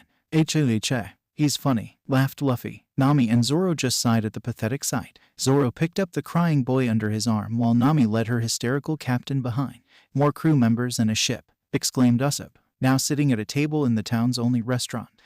Nami and Zoro were eating at a normal pace while conversing. Luffy, on the other hand, was busy stuffing his face with an unusually rubbery type of roasted meat on the bone. "Yeah," he said, somehow speaking clearly despite his cheeks bulging like mad. Usopp stroked his smooth chin for a second in contemplation before answering. "Well, the island doesn't really have any large boats. We're farmers, not fishers. There is only one place here you could get a boat bigger than the ones you have." "And where is that?" asked Nami, raising her hand to signal she wanted another drink to the waitress. "Well, there is a mansion at the edge of the village owned by a wealthy girl. The ship belongs to her butler, I think." Usopp sighed sadly. "Poor girl. She has all that wealth but is sick almost constantly and can barely do anything herself." "Ma'am, more meat please," Luffy yelled out to the waitress, ignoring the long-nosed boy's sad words and subsequent angry glare. "If she's so sick, then how can she be the mansion owner? Wouldn't her parents take that title?" Usopp shook his head. "They died from a disease a year ago. The same one she has, only a lot worse. It's not going to kill her, but she can barely even get out of bed. I guess money really can't buy you everything." Nami looked at him silently, leaning back in her seat. "Well, then we'll just have to look somewhere else. We won't really need a big ship until we reach Log Town." Log Town. That was the final destination for anyone heading to the Grand Line. Where he was. "You might not be able to get a ship here, but I might know someone who you could get to join your crew." "Really? Who?" The bandana-clad boy pulled out a handkerchief from his pocket and wiped the spittle and food from his stony face before responding. "Me. That is provided you make me your captain naturally," he said smugly. "No way," the 3 pirates said casually. "What kind of attitude is that?" Meanwhile, in the previously mentioned manor, a young woman lay in bed near an open window. In all honesty, it was hard to tell she was of ill health since her beauty was unobscured by any of the classic signs. Her skin was unblemished and smooth. Her deep eyes carried no bags. The only thing that suggested her weakness was her bedhead and her quiet voice. "Klahadore," she said weakly. A man in a fine pressed butler's uniform appeared in the room with only a faint click as any clue that he had used the door. "Yes, Mistress Kaya," he said in a voice like silk. "I want to see Usopp," she ordered, asked. "Mistress, you know how I feel about that boy. He's nothing but a bad influence on this town, and a worse one on you. I enjoy the stories he tells me, Klahadore." "Is that so wrong?" she said more forcefully. The butler nodded. "Yes, those stories are far too exciting for someone of your constitution to listen to.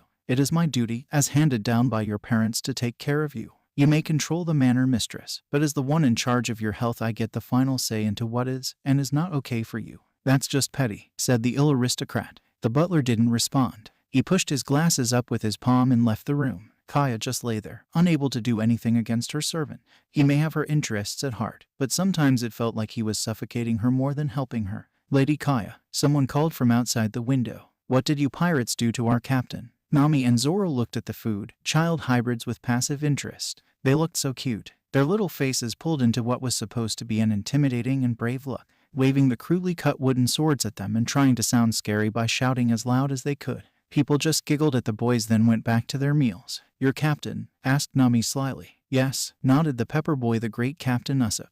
What have you fiends done with him? It was at that point that Luffy finally finished his meal, leaning back and patting his belly contentedly. Wow, that meat tasted so good. Of course the boys took this competently the wrong way. He ate the captain. Nami grinned like the cat from Wonderland, looking over at Zoro, who smiled the same way. Oh, is that what that guy was? Said Zoro creepily. What did you do to him? Asked the carrot boy. Zoro's grin became sinister. Ate him. He licked his lips for emphasis. GGGYYYYHHH. Demon hag. Their eyes rolled up to the back of their heads and they collapsed to the floor, tears running down their faces. What? Why did they look at me when you said that? Nami shouted at Zoro, who was laughing too hard at the boys to care about Nami's death look. The fainting spell only lasted a few short minutes, and since the crew had already had their fun, they decided to stop being cruel and just tell the kids that Usopp had just left before they came in. The boys looked at each other knowingly. He must be away to visit Lady Kaya again, said Tamengi. Nami looked interested. The mansion owner. Why would he visit her? Kamen smiled to tell lies. Isn't that a bad thing? Said Luffy. Ninjin shook his head. Not at all. It's great, really. And then what happened? Said Kaya excitedly, hanging on the storyteller's every word. Well, Usopp said, weaving his arms about intricately. The giant goldfish sea king had just destroyed my boat, but on its last pass to smash it completely, I grabbed onto its giant fin. It tried to shake me off. It thrashed so hard you'd think it was an earthquake, but I held on for dear life. Captain Usopp cannot be so easily defeated after all. Kaya raised her hand to her mouth and laughed, feeling far better now than through any of her treatments. So he lies to her to make her feel better? Asked Nami, curious as to the relationship between the town pariah and the wealthy estate owner. More like to tell tall tales so that she can forget she's sick, said Payman. The captain's a great man, especially how cowardly he is, chirped the onion-wearing glasses. What? No, it's his nosiness that's to be admired, growled Carrot Boy.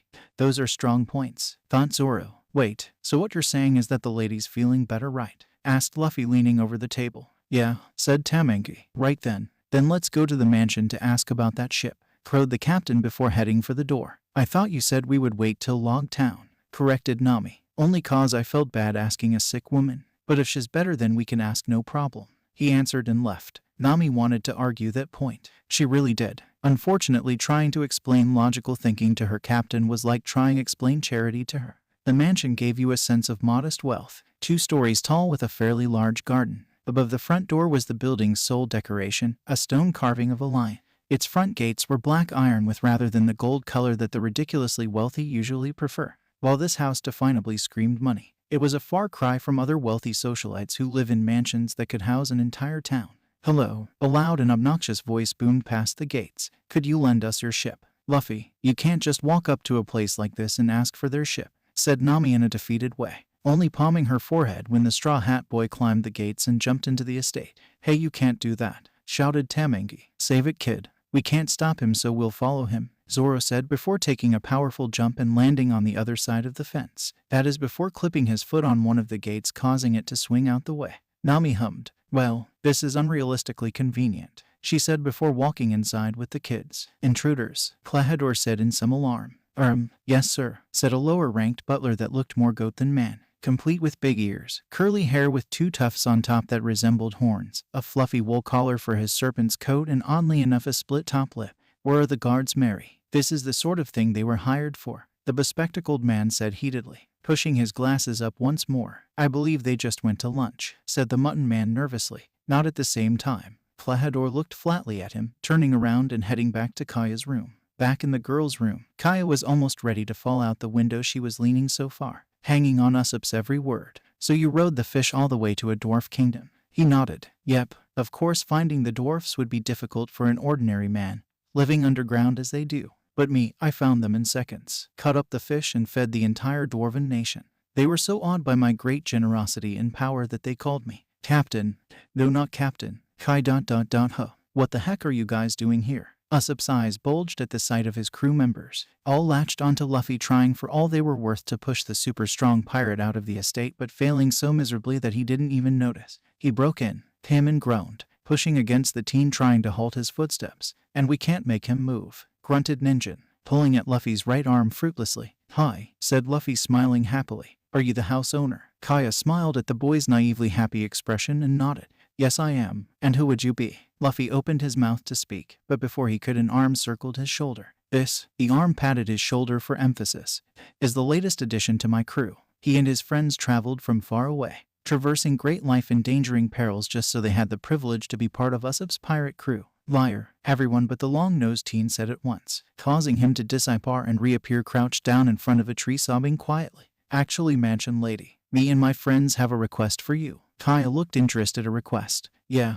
could you what do you think you are doing? Klahadore stood in the direction they were all looking. He looked angry, but only as if they were flies that continued buzzing around his head no matter how many times he swatted at them. How dare you just barge into the mansion grounds like this? Leave now or I will contact the police, he said firmly, leaving no room for argument. But Klahadore, they were just... The butler held his hand up, telling his mistress that her words wouldn't mean anything. He marched up to the group and looked over them sternly, pausing on Luffy since he was the only one not cowering or glaring at him. Can I have the ship? He asked like a little boy asking his parent for candy. No, Klahadore said bluntly, turning away and leaving the boy to be consoled by his first mate, spotting the true thorn in his side. Well, judging by your extremely poor taste in cloths, bandana, and the nose that sticks a foot from your face, I would say you're the notorious Usopp. Yeah, but everyone calls me Captain Usopp, he said boastfully. And was there any particular reason you're here? Besides annoying the mistress, of course. I heard that part of the mansion collapsed because of a sinkhole under it, so naturally I came to help.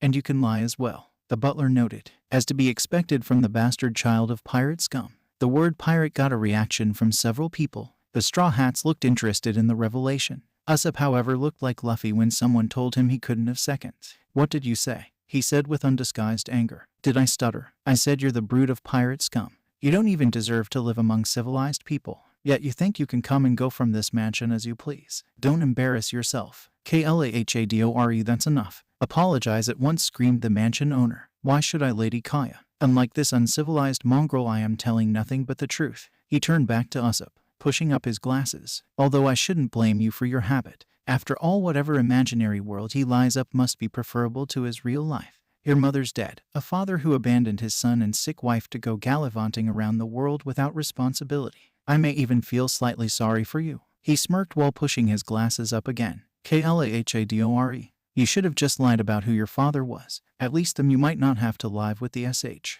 Bam! The butler went crashing to the ground as Usopp's fist met with his face. You lowlife. Don't you talk about my father like that. Klahadore rubbed his reddened cheek, flaring up at the boy. Like father, like son. Good. The long-nosed boy yelled. I quote am glad I'm like my dad. I quote am proud he's a pirate. While the rest were looking wide-eyed at the normally cowardly boy's act of aggression, a light bulb went off in Luffy's head. He'd seen that face minus the schnoz somewhere before. The butler was not the least bit affected by the boy's impassioned words. He merely smirked and brought his glasses back up. That much is obvious. Attacking whatever doesn't agree with you, worrying this town daily with threats of invasion. You're as much of a scoundrel as he is. Even your relationship with Ms. Kaya is simply so you can get her money. That's not enough. You are nothing more than pirate scum. I have no reason to argue with one such as you. Usopp rushed him, cocking his fist back, but found himself unable to send it forward, thanks to the hand holding it back with the greatest of ease. Usopp stared angrily at Luffy. What are you? You're only proving his point, said Luffy. So, I said I'm proud to be. The kind you're talking about or the kind he's talking about?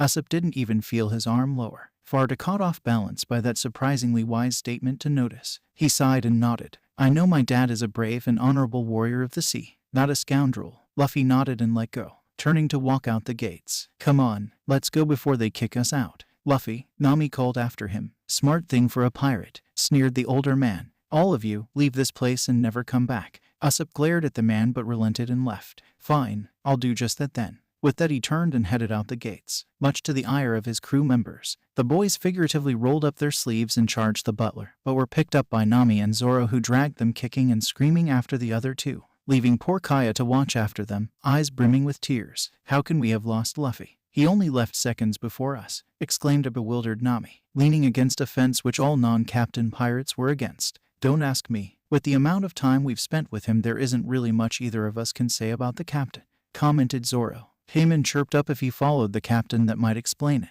Ninja nodded. Yeah, when it comes to running, Usopp can go all day without ever getting tired. Unlimited stamina. Not bad for a blatant liar and coward. So where do you think he is? Asked Zoro. The coast, said the carrot boy. The captain always goes there when he's angry. ... or scared, said Payman. ...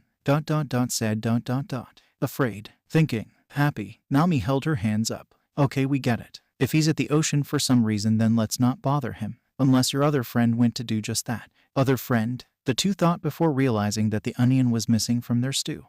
Taming is gone again. Payman shrugged. So he always turns up sooner or later. Always scared of something. Big trouble. Kind of like that. Tamangi ran up to his friends, braking hard enough to go head over heels before skidding to a halt in front of them. He picked himself up and once more started freaking out. Run for your lives. It's a horde of pirates. A giant tsunami.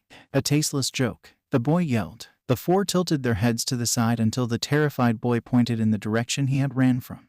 I'm not touching this. Granted, this scene was made before everything that happened, but I don't care. There's no way I can say anything about this and still feel clean. I'll just say that it was a guy walking backwards towards them wearing a nice suit. One of those pharaoh chin things and heart-shaped glasses. Tasteless, said the man as though insulted. Hardly. I'm just your everyday, run-of-the-mill hypnotist. He continued walking backwards past them. Alright, I don't believe you. They all said. I'm telling you, I'm just a hypnotist. Prove it, piped Payman pompously. The man stopped his backwards march. Expelling air from his nose, he reached into his pocket and brought out a razor-sharp disc on a string. All right, you little twerp. Just look at the ring. His hand moved back and forth, making the weapon watch substitute swing in the same rhythm. When I say 1, 2, Django, you will fall asleep. Understand? 1, 2, DJ. That's it. Butted in Zoro. What? Said Django, narrowing his heart-shaped eyes at the swordsman. Well, isn't there a you are getting sleepy? Or listen to the sound of my voice. I just don't believe it's that easy, he said skeptically. Well, it is. It's as easy as 1, 2. Nami's sweat dropped. So the guy was the real deal. But was it normal for the hypnotist to make themselves fall asleep too?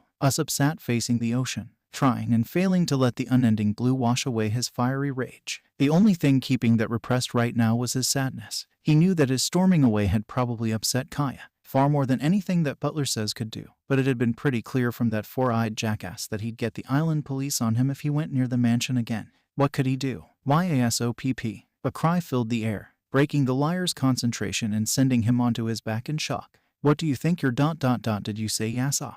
Usopp asked. Luffy nodded and jumped down from the tree he was hanging upside down from. Yep, he's your dad, right? Usopp found himself smiling despite himself. Yeah, you know him. Luffy laughed and sat down next to his new friend. Yeah, I had a feeling you might have been related, since you look mostly like him, except for the big pointy nose, of course, he said, smiling. Owner of the mentioned nose kept what he had to say about that in. Info about his father was priority. Do you know where he is now? To the boy's disappointment, Luffy shook his head. It's been 10 years since I last saw him, but he was my favorite member of Shanks' crew. That made the teen smile. It was good to hear about his father. He feared something may have happened to him, but if he was part of Shanks' crew, then he... Shanks, my dad is part of red-haired Shanks' crew. He'd expected his dad to have made it big, but Shanks, that was just wow. I never thought he'd be with someone like Shanks. He lay back on the grass grinning from ear to ear. Yeah, well, I heard about you a lot from him too. If he wasn't drinking or shooting, he was talking about you. Flashback. Gulp, gulp, gulp. The man sighed, putting down a large glass that had been drained of its inebriating contents. If you wanted to know what he looked like, then just picture Usopp with a normal nose, and if he were old enough that not shaving for a few days would actually do something. Luffy, he said drunkenly to the boy fearlessly sitting across the table from the pirate. Did I ever tell you about? Yes, the boy cut him off. I didn't even say what it was, you brat. Usopp said, growling. Luffy shrugged. It's about Usopp.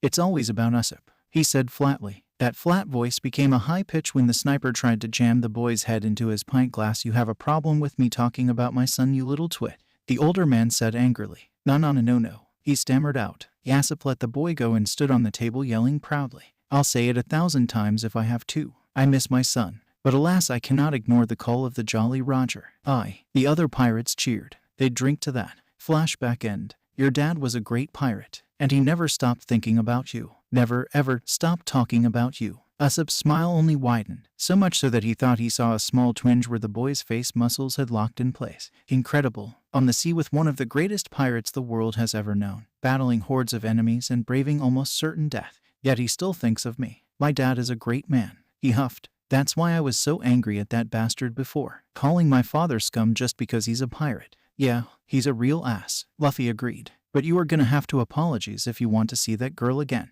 Yeah, I know, he conceded. But only if he apologizes to me first. Well, here's your chance. He's down there right now, Luffy said, pointing over the cliffs. What? Screamed Usopp, his eyes bulging a foot forward out of his sockets as he followed his friend's finger. The man down on the beach was indeed Klahadore. Across from him was the man dressed like. Still not saying it, Klahadore was speaking with only a slight raise in tone to show he was angry. I specifically told you not to draw attention to yourself. Dressing like that and falling asleep in the middle of a road accomplishes exactly the opposite of what I wanted you to do. The man pushed his glasses up. Django shivered slightly and waved his hands in a warning gesture. Hey, I didn't draw too much attention.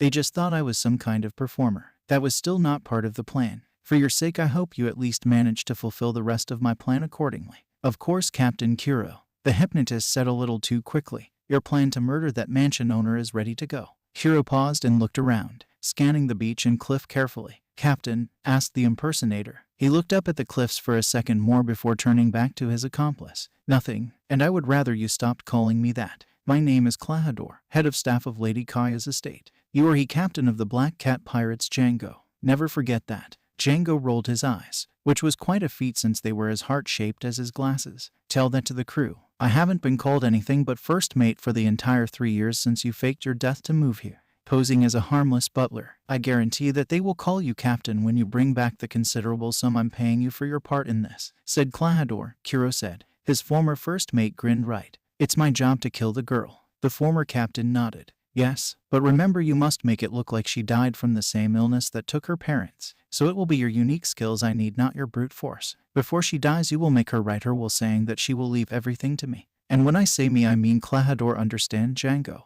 The ex-pirate said with an edge in his voice. As sure could Klahadore, but won't people get the smallest bit suspicious that she'd leave her fortune to her butler? Klahadore sneered hardly. I've spent these 3 years building up my reputation among these people as a trusting and friendly person. No one will think twice when Lady Kaya's humble servant gets everything upon her demise. Why not just kill her yourself? A real pirate storms in, kills everyone he sees and takes all he can, lectured Django, and get chased by the Marines. Now I plan to be able to enjoy my newfound wealth and peace. Now that made the hypnotist laugh. Peace? You seriously expect me to believe the man who used to be Captain Kuro would want peace? Klahadore faced away from his former minion.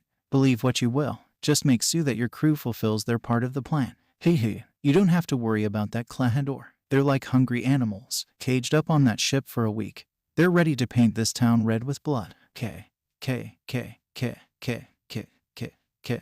tried to let his mouth form the word starting with K, but couldn't. Not too unbelievable since the only K words worth saying right now were kill, Klahadore and Kuro. Not words particularly good to say when they were said with relevance to this kind of situation. His skin was clammier than he ever remembered it being.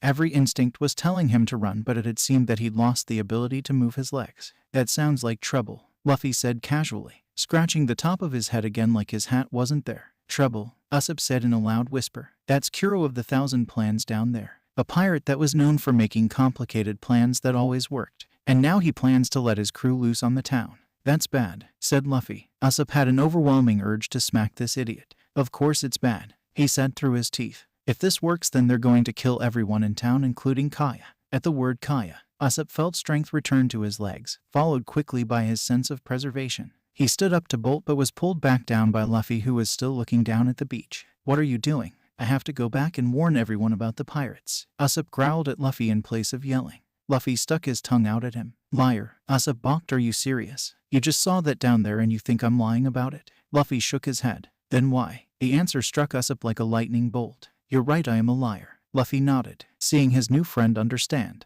I run through town every day screaming about pirates. Telling the truth for once won't make me any more believable. He sank into depression. The one stinking time he wouldn't be lying and nobody would believe him. All he'd done with his constant lying was make himself totally unreliable for when it really mattered. So what do?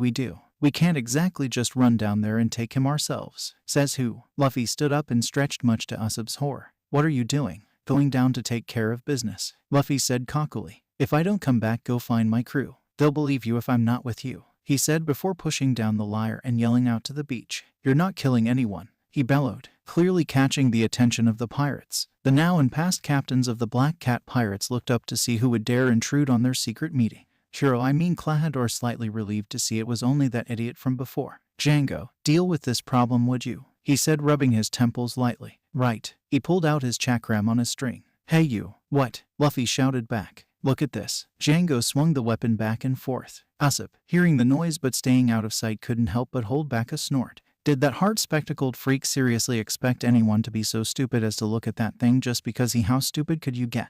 Luffy, look away. Pinocchio's big-nosed brother whispered loudly. It's just some little disc, said Luffy curiously. It was kinda neat, going back and forth, back and forth. When I say 1, 2, Django, you will fall asleep. 1, 2, Luffy. Usopp frantically grabbed at the boy's foot to try and raise his sandal off his head. Django woo-woo, said the hypnotist loudly as his magic went to work. Usopp very suddenly found himself lifting the once unmovable foot from the side of his skull, lifting it away too late to realize that Luffy never willingly let up on his foot. And when I say too late, I mean he was halfway over the cliff by the time Usopp noticed. He grabbed onto the pirate's foot and held for all he was worth, making it look like the boy was teetering over the cliff by his toes. Django, finish the job, would you? Said Kamakura, slapping his self-hypnotized former first mate awake. Why? He's hanging by a foot. He wakes up and goes splat. And I won't have to waste a ring, Django explained lamely. Hey, these things weren't exactly easy to make after all, and he couldn't just buy them. Kuro relented. Even if the fool did survive the fall, he'd never wake up in time for it to make a difference. He nodded, then walked up the beach, Django following close behind. Wake, smack, up, smack, smack, smack, smack, Usopp panted, glaring at the snoozing Luffy in frustration. The boy's face was swollen and covered in large red welts from Usopp's futile attempts to break him from the hypnosis. The other guy woke up in seconds. Why is it so hard for you? He said. The boy snorted, then smacked his lips lightly in response. I don't have time for this. Sighing, he hefted the boy onto his back. He was right when he said the town might not believe him, but Luffy's friends might. So with the surprisingly heavy teen on his back, he ran towards Syrup Village. Yawn, wow, that guy was good, said Payman, trying to rub the sleep out of his eye from his 20-minute involuntary nap. You know, Nami said to Zoro. I heard somewhere that only the simple-minded can be hypnotized. Snort, idiot. She slammed her fist down on the grass-haired simpleton, waking him up rather than hurting him. Crumble women, he said, rubbing his head. Nami gritted her teeth and raised her just again when she heard a panicked yelling. Trouubble. The two pirates and three wannabes turned their heads to see a needle-nosed liar running at them like he would fall flat at any moment. The Straw Hat's eyes widened as they saw an unconscious Luffy on his back. The lanky boy would have ran right past them towards town if Zoro hadn't grabbed the back of his overalls, leaving the boy pumping his legs fast enough to dig a ditch where he was standing, and leaving Roronoa buried up to his waist in dirt and earth before he could realize he wasn't going anywhere. Oh, there you are, he said, somewhat embarrassed. He shirked away from Zoro's death glare and looked at Nami, who was more concerned about the unconscious devil fruit eater on Usopp's back. What happened? She asked while Usopp put down Luffy and propped him against the fence they were just sitting on. Why is Luffy out cold? He was hypnotized by this guy dressed like. Don't say it, they all shouted. Sounds like you met Django, said Nami, squatting down to get a look at her blissfully asleep captain's face. Usopp looked at her. You know him. He stood up and made warding gestures at her. Henyer, you're in on the PP plan. What's wrong, Captain? He was a little weird but a nice guy, piped up Payman. You too. He leapt away from his mini crew. Even my own crew is in on Kuro's plan. How far does his corruption reach? Kuro. The name sounded familiar to Nami and Zoro. As in Kuro of the Thousand Plans. What does he have to do with this? As if you don't know traitors, snapped Usopp. His face lit up with as much anger as he could muster to hide the knocking of his knees. You know full well that Klahadore is really Kuro, and that he plans to attack the village and take Kaya's mansion and money for himself. That threw everyone through a loop, although they really weren't sure why, since the butler is evil isn't exactly unheard of. We have to warn the town, said Ninjin. Zoro shook his head. And what? Have the guys who say pirates are coming every day do it again? Tamengi nodded, his expression grim. He's right. It won't matter if we're honest this time, cause they'll just think we're lying again. What else can we do? Payman yelled, his eyes brimming with tears of dread. We're 10-year-olds. We can't just go and fight a horde of pirates on ... The three veggie kids looked up in the swordsman, as though expecting something. Zoro glared at them for a moment before sighing.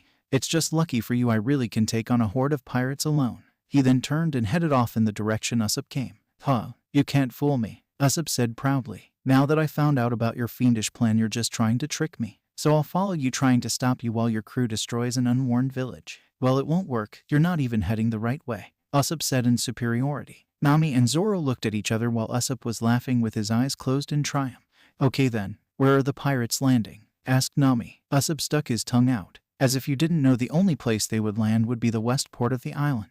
And where's that? Asked Zoro. Oh, you guys are good at playing dumb. It's that way, of course. He pointed in the direction of the cliff. Thanks, the two said, picking up their sleeping captain and running off in the direction. Usopp smiled from ear to ear, standing in the middle of the road and looking extremely pleased with himself. Until, oh Captain, even though we're not really bad guys, you told people you thought you knew their plan and where they could go to tell their crew you were onto them, said Tamangi, while his expression remained unchanged. His complexion paled significantly before he took off after the three. Ninjin, Payman and Tamangi looked at each other before running back to town and hid under their beds. They were just kids after all. Okay, sadly the chapter is over. And if you enjoyed the video, just leave a like and subscribe with post notification, so when the next chapter is ready, you will be notified. Okay, see you in the next video. Bye.